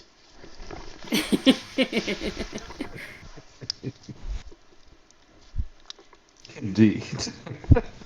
But what about you, Papagena? What you got? Well, I think I've heard people saying that I came here because I'm hiding out from the Queen of the Night, and also that I'm being chased by the enemies of my husband, Papagino, who unfortunately I might say is deceased. He died in a thunderstorm. Very tragic. And that I used to be on the stage in the Capitol, and at that time under the stage name the Bluebird of Paradise, and these yes the first one is actually somewhat interesting. It's I'm actually the Queen of the Night is actually my mom, but we don't get along well because of issues I don't wish to talk about right now. But we haven't spoken in years, but I don't think she's basically that would be very far too extreme. We just don't. We're just not on speaking terms at this point. The and as for my husband, he was an adventurer, but I don't think he ever made any great enemies who would be well wanting to come after me for revenge. But I was a singer. I just gave that life up because I was tired of all the paparazzi, and I wanted to make a new start with the children. Once my house here is complete, they'll be coming to live with me. They're right now with my sister on the mainland.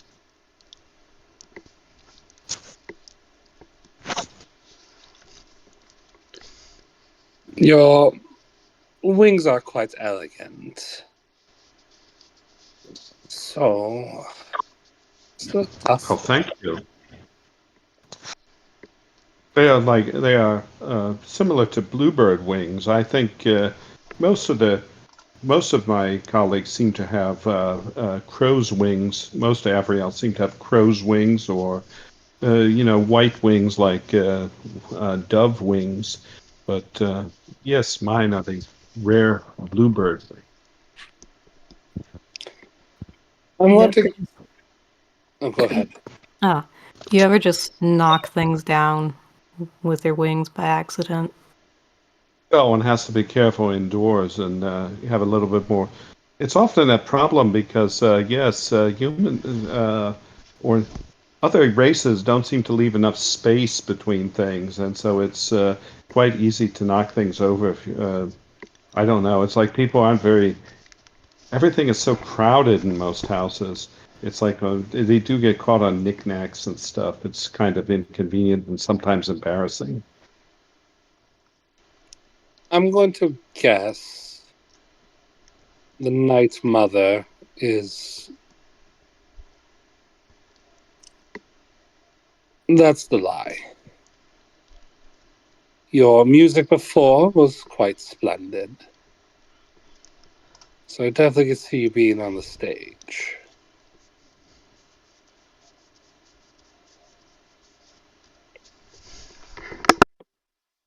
Mm, yeah, I don't know. I would hope the Queen of the Night isn't true. I wouldn't want the chance of her coming after you while we're all still here?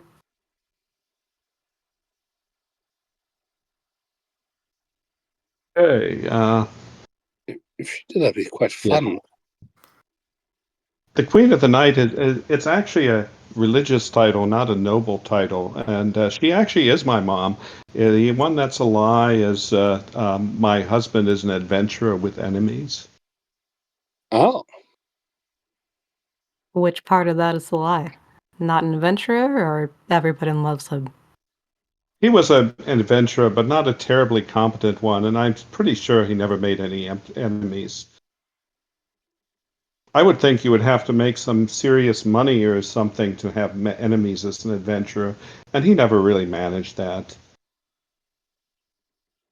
he just died in a tragic accident.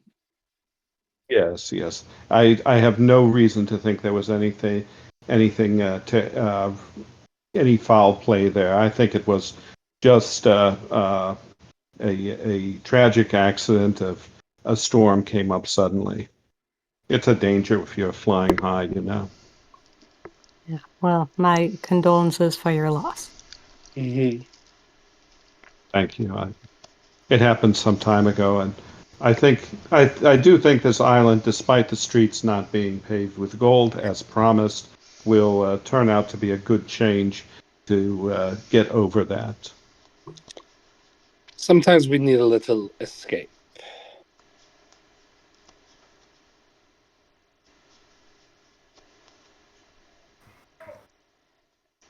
Alright, so at this point, Blep, I believe, is the one I said. We'll bring your pies over to you. Your seafood pies. And then, can I get you anything to drink? We got, let's see, water, ale, cider, and that's about it. I could go for some cider.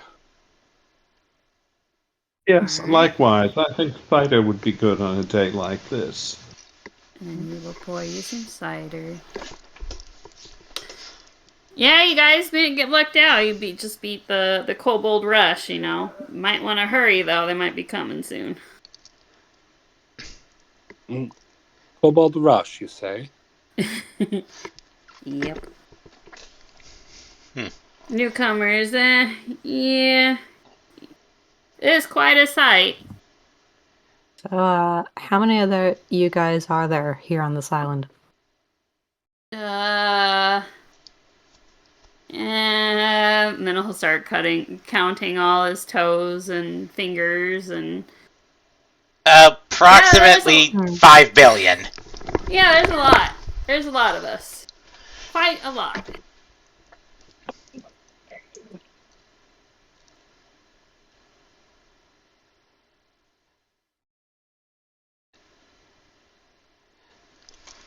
Well, we should probably take a pie for Wilma. We'll take one of the vegetarian ones, please. That shouldn't go too bad. Oh, sure. Excellent. Yeah. You got it, boss. And the pies, as you're eating them, they taste okay. They're not the best, but at least they're edible. Like Better most than of what them. you expected. You expected the sounds of it to be a little questionable. Since he wasn't too sure of what the meat comes. But I'll let you guys have... How about 2? You can have 2 temporary hit points from that. Adds a fifth to my HP, absolutely. Yeah, it's We quite a don't have a for- lot of hit points right now. It's at this level, yeah. Something. that's pretty generous, actually.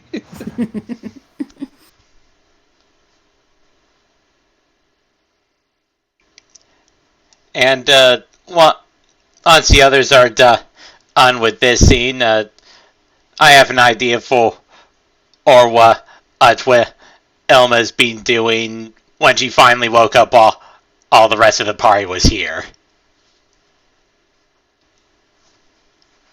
As the three and the kitchens are finishing up, sure enough, the kobolds start to gather in, and they all try to rush through the door all at once, and they get stuck, of course, because kobolds be koboldin'. And then that's where we'll switch off to what Wilma has been doing during this time. What would Wilma like to do? All right, groggily getting up,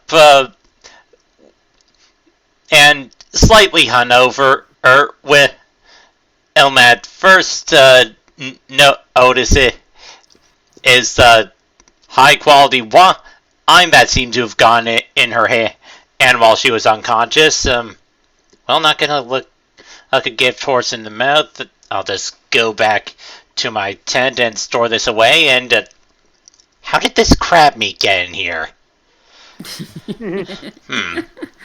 Well, I suppose I could just make a campfire outside and cook it on a skewer, but maybe I should try to find a veggie option to have with it.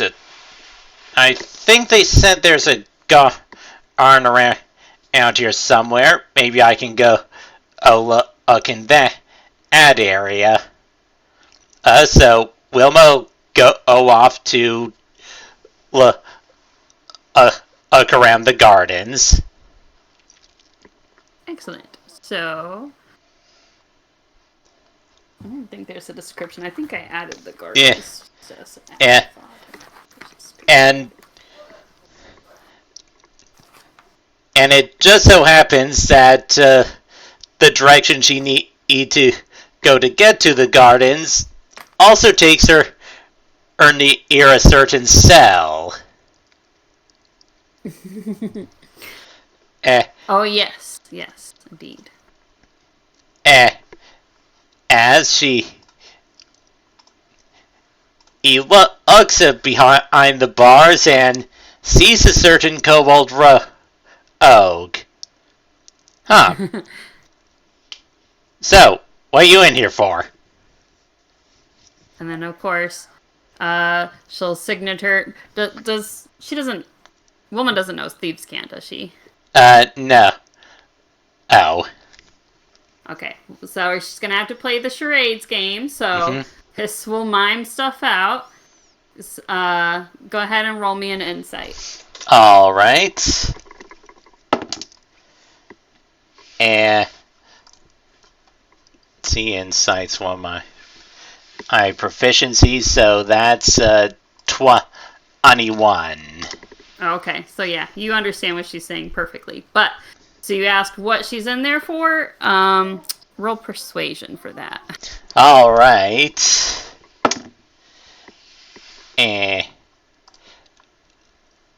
She's gonna study you herself. And that's a 19.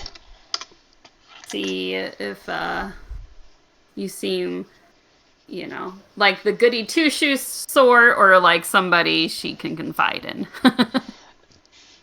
19. Yeah, and Wilma's a sleazy merchant.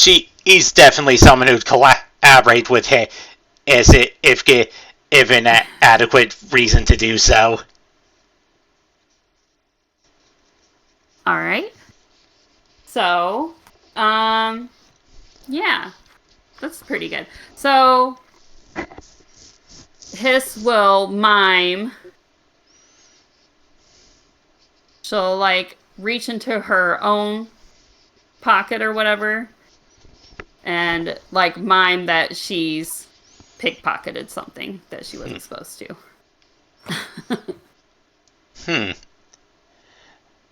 Yeah, some people notice when you do that.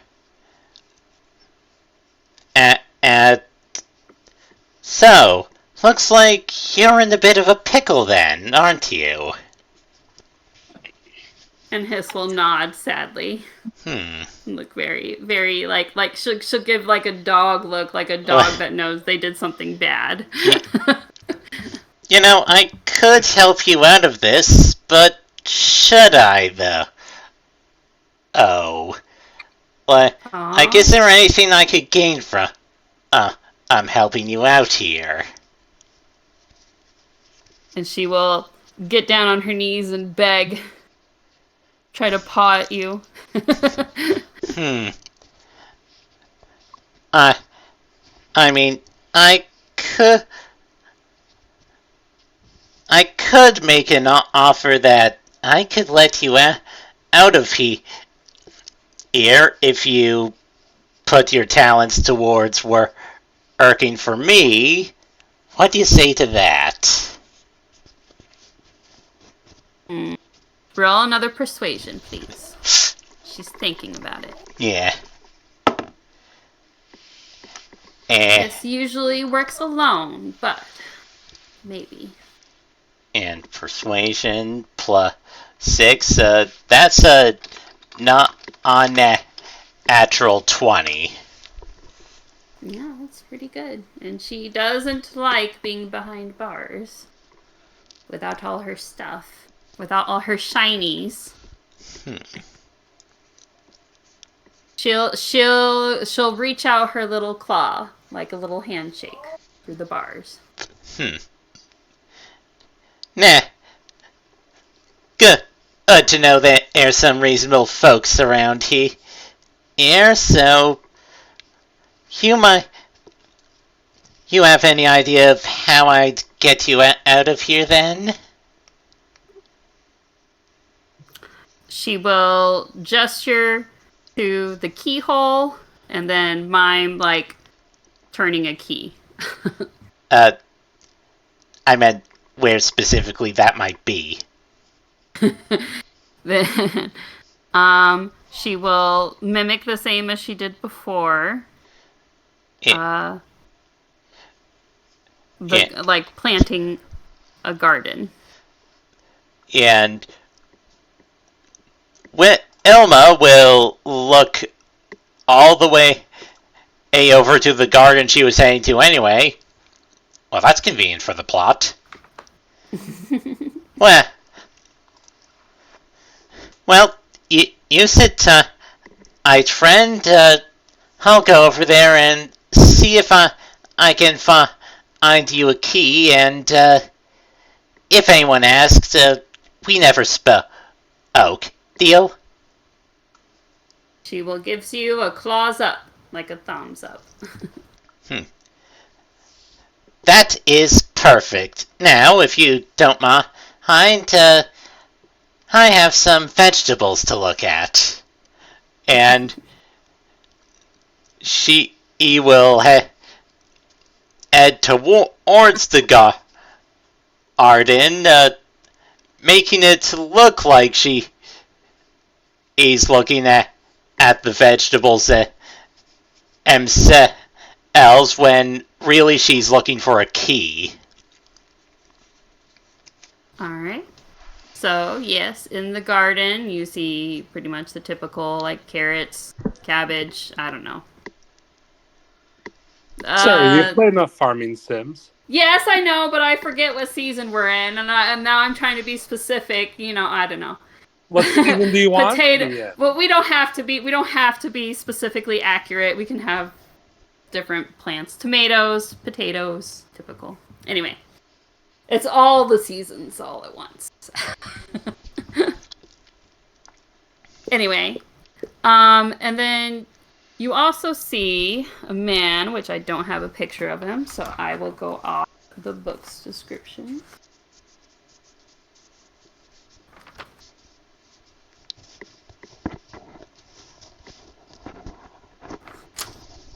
A human man in late middle-aged, he has pale skin, tanned darker with many freckles, auburn hair, and a beard that is mostly gray and gray-blue eyes. Faded tattoos and an abstract design peek up the side of his neck from beneath his dirt-stained robes. And he is just tending to the garden, finishing up his tasks for the day.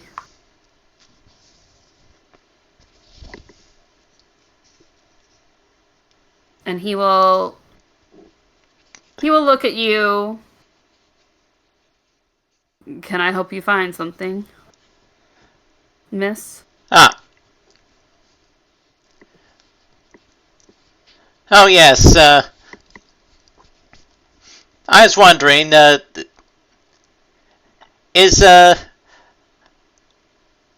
the vegetables in this garden, like, free for the community in general, or is it specifically for use of that kitchen over there? You are one of the goddess's guests, so, of course, Ah. you are free to help yourself. Take whatever you need. We can always grow more. Lovely. Thank you. You, she said, as well, trying to hide the fact that she's still looking around for the key. And roll me an investigation as you were All looking right. for this key.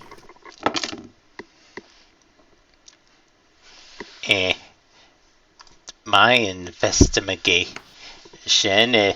is a +4, so that is a 21.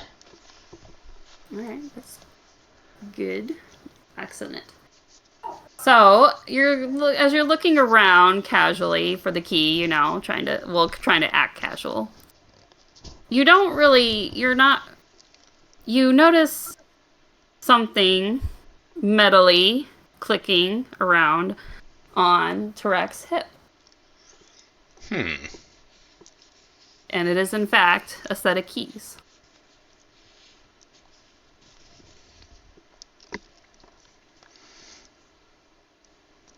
And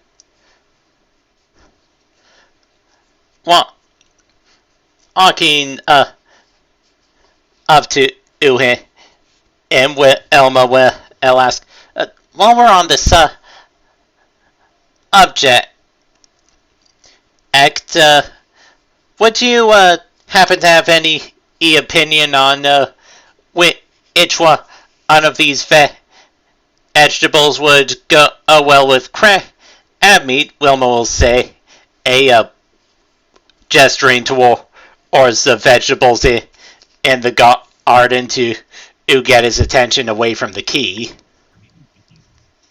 Well, if it were me, probably carrots, maybe some cabbage. You could make you some crab cakes with a little bit of flour and egg. Fry it up in oil or butter.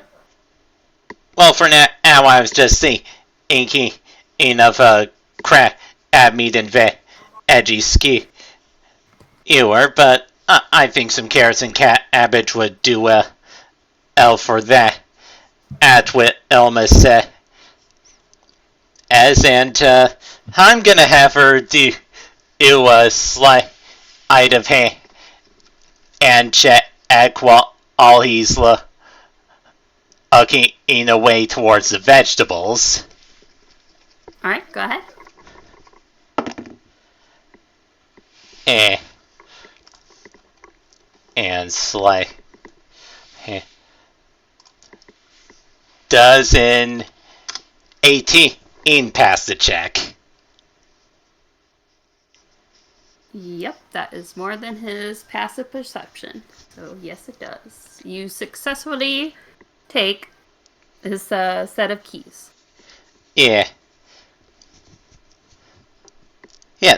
Thank you for all the help, good sir. Wilma will start picking some carrots for the skewers she plans to make. Okay. And with that, we'll very casually head back towards the jail cell, which is technically in the direction she'd usually go to get back to the campsite. Yep. Trek doesn't really seem to notice anything. He just keeps working in his garden. Yeah. Good job. Yes, and as she passes the jail cell, she's going to cast mage hand to float the keys through the bars of his cell, and she's just gonna whisper, "Come find me after this, and you'll discuss the terms of your employment." Yay! Hiss is very pleased. She claps her little claws and nods eagerly. Yeah, and with that, Wilma's just going to casually make it her way towards the campsite, and I'm just going to assume there's like a fire pit out in the front of her tent, and like how there's a cooking fire in front of every dwelling in Breath of the Wild.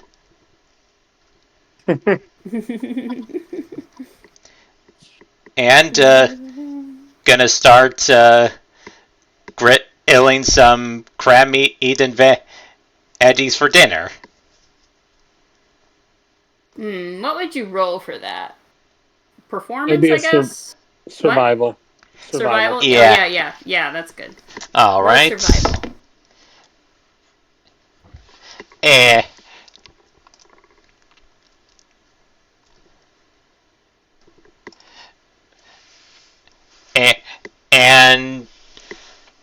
And I guess my streak of good rolls would have to end eventually because that's a 7.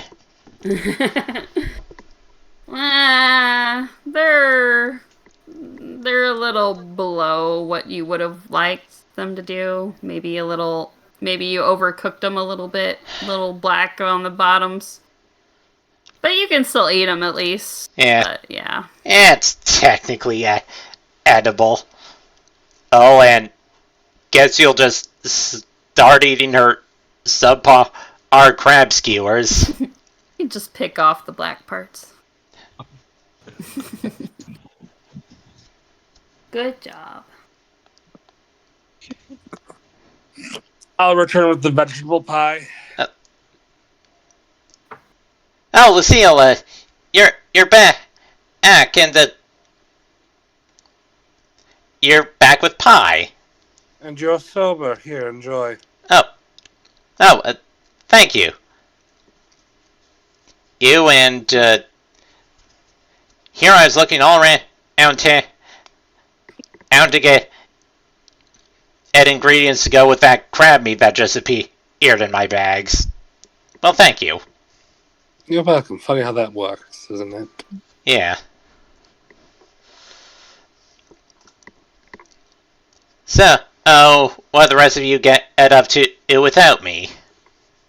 Oh, we had some dinner. Played Two Truths and a Lie again. Not a whole lot, actually. Yeah, well, at least the three of you get to know each other better, and hopefully I'll be sober enough to actually join the three of you the next time. Yeah, you hit that bottle awfully quickly. What has you in the dumps? Well, you know, it's just that I used to be, like, my business used to reach all four corners of the empire, and then all that happened, and now I'm just starting over from scratch on some island in the middle of the ocean, and look, things just haven't been going my way for the past while. Well, as you said, this is a restart. It's something new. Yes, life is going to deal us things that we don't enjoy, and that's just part of it. Yeah. I could be at home in the family manor right now, having every whim of mine attended to, but No, just it's grown boring. Well, thank you for the comforting words, and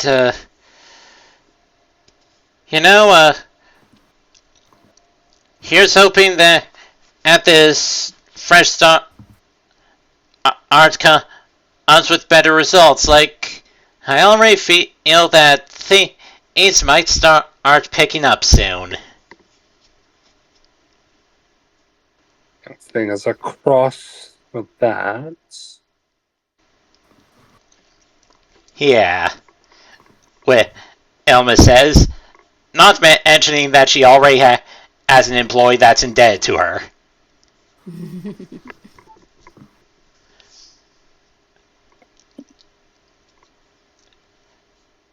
Some players have protagonist syndrome when playing D&D. I'm playing Waverly with antagonist syndrome.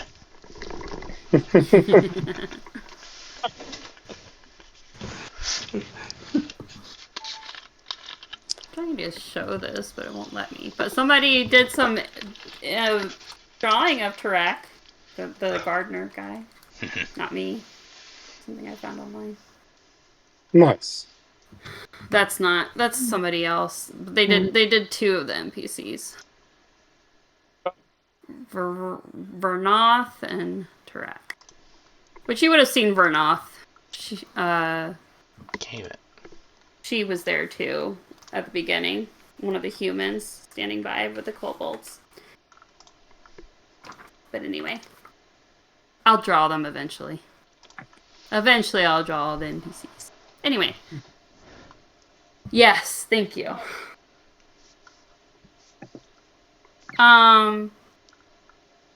Is there anything else you all would like to do before settling in for the night? It's starting to get a little dark. I know you talked about going to check on the captain and the crew, but maybe save that for the morning. It's up to you guys. I'm just socializing with... trying to get to know the group. I'm just socializing as I go.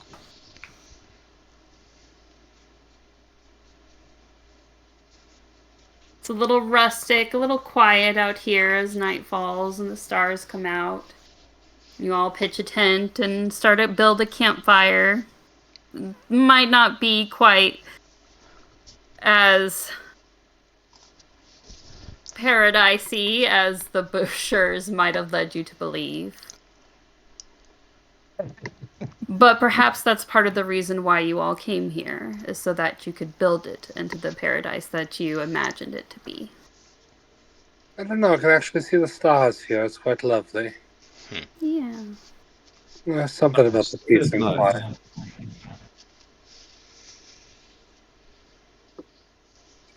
I can actually hear your thoughts.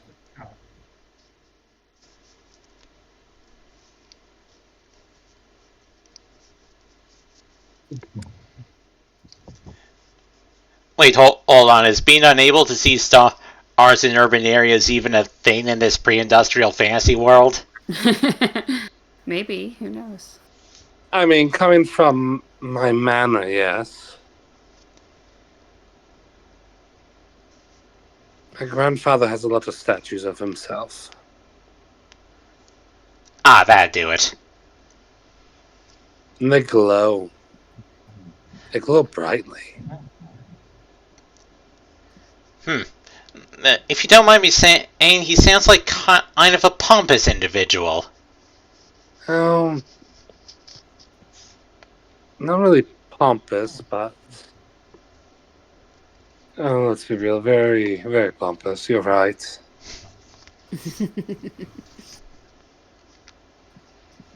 He and his friends initially founded themselves a mine in their adventures and been making quite the fortune off it ever since.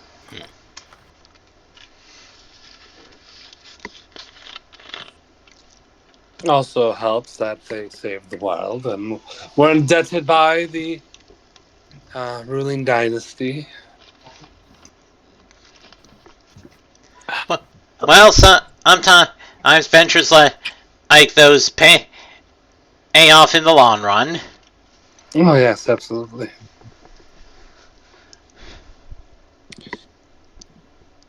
Two of my aunts returned back to Plains. They're at.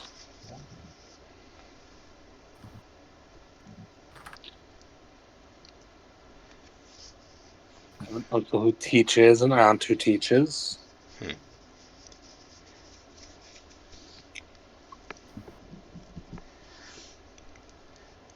It's an extensive family.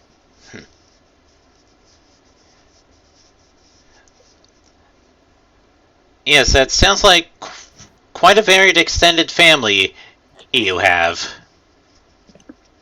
Oh, that's just. Oh, God, Joel, good.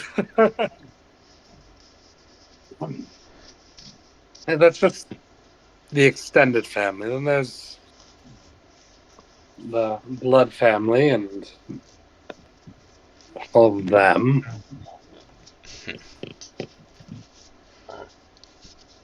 It's a lot. I don't think I've known a day of quiet in my life Well, these past 20 years. well, here's hoping settling this island will give you a change of pace with that. Be nice. That'd be quite nice, actually.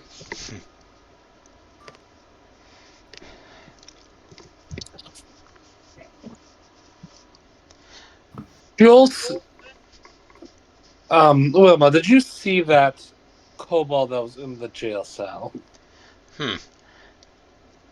I may have seen her way, and I passed by the area. Why do you ask? No, we saw her when we went to go get dinner. And she's not the greatest at charades.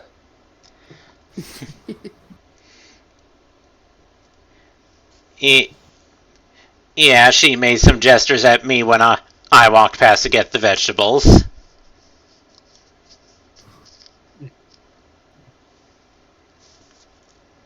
Speaking of which, Soto, roll me a passive perception. You're here, right? I'm assuming.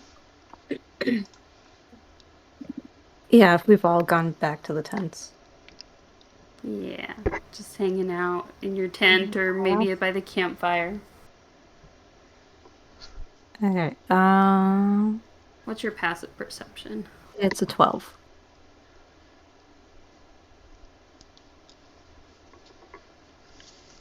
Okay, good to know.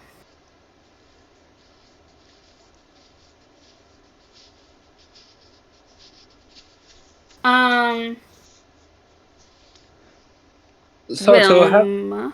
Oh, sorry. Go ahead. I was gonna say, Soto, come drink with us. Don't hide away in the tent. You still have energy for that? A bit. I like a campfire. Yeah. Alright, hey, Papagena. Come on out. We're doing this. Oh, okay.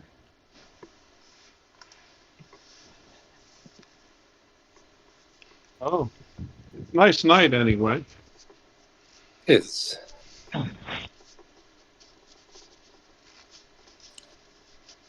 We can all just share a drink. For a bit, at least. Oh, I suppose so. It's the first night. Yeah, Wilma. We were wondering. Was that, just the one bottle that did that to you, or were you sneaking some more earlier?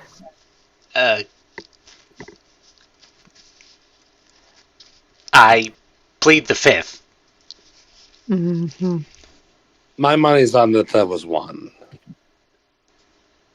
You cannot prove anything. Insight check.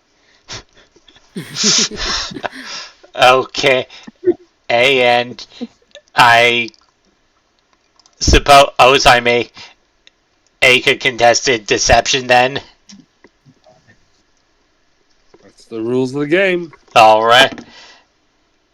And that Listen, 3, is 2, 1. that is a whopping 8. 18. Yeah, you can easily tell it was just the one. I'm going to look like the cat who got the canary and just take a drink of the wine, and I won't spoil your fun. But I will keep note of that in my head. What's everyone's passive perceptions? I already know Soto's. Not the greatest. Mine would be a +2, or that'd be a 12. 12 with how passive perception is written down. Okay. So none of you see her. She just sort of appears out of nowhere, and she taps Wilma on the shoulder. But it is in fact Hiss, who has come as instructed. And by the God, she got out. And she will put Soto's forgery kit in Wilma's lap and look up expecting to be praised. Hey, that's mine.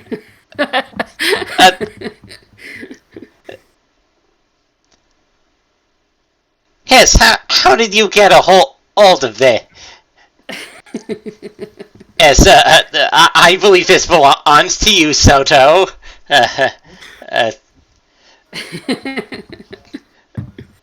Yeah, he'll snatch it back. Yeah. Well, Ella's going to... Gee, I wonder why that thing was locked up.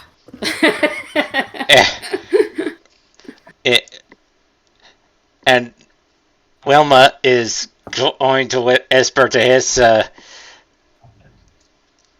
Albert, don't you keep out of trouble until we discuss things later. This will give her a thumbs up and then just curl up and get ready for sleep like a dog. Like a dog curling up for sleep next to the cozy campfire. And Wilma is just going to ignore this and hope no one else brings it up while all suspecting she may have just made a mistake. What has she unleashed?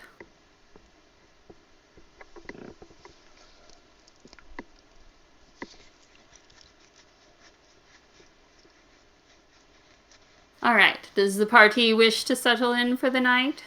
Yes. Seems like a good place.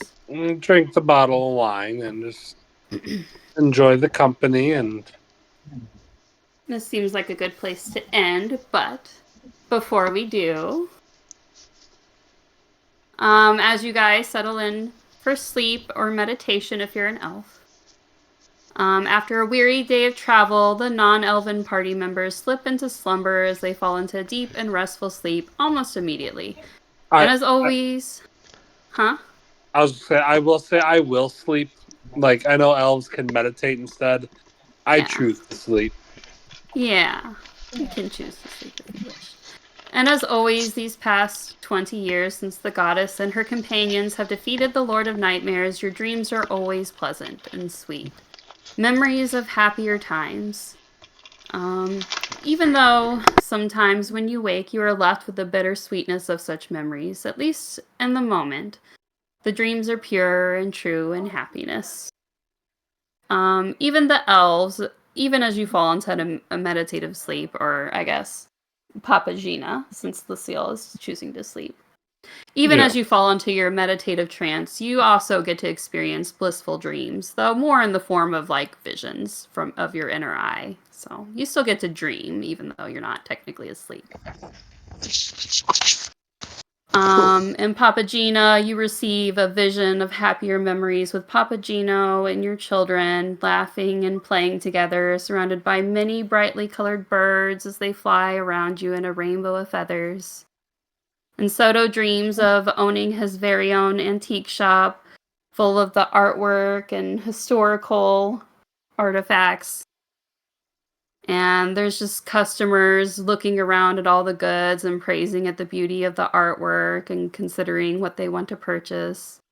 And Lucille dreams of her family and all their eccentric wonder and charms, her grandfather, aunts and uncles, siblings and cousins, imagining how proud they'll be when they see her running her own business, creating art worthy of any museum and not just one owned by her family.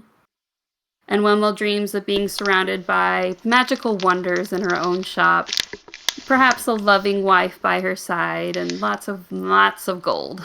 Piles of treasures, jewels, a whole hoard of wealth and prosperity. And she just sold an item for double its actual worth and is feeling quite pleased with herself. Yeah. Ah, shit, it was just a dream. Yeah.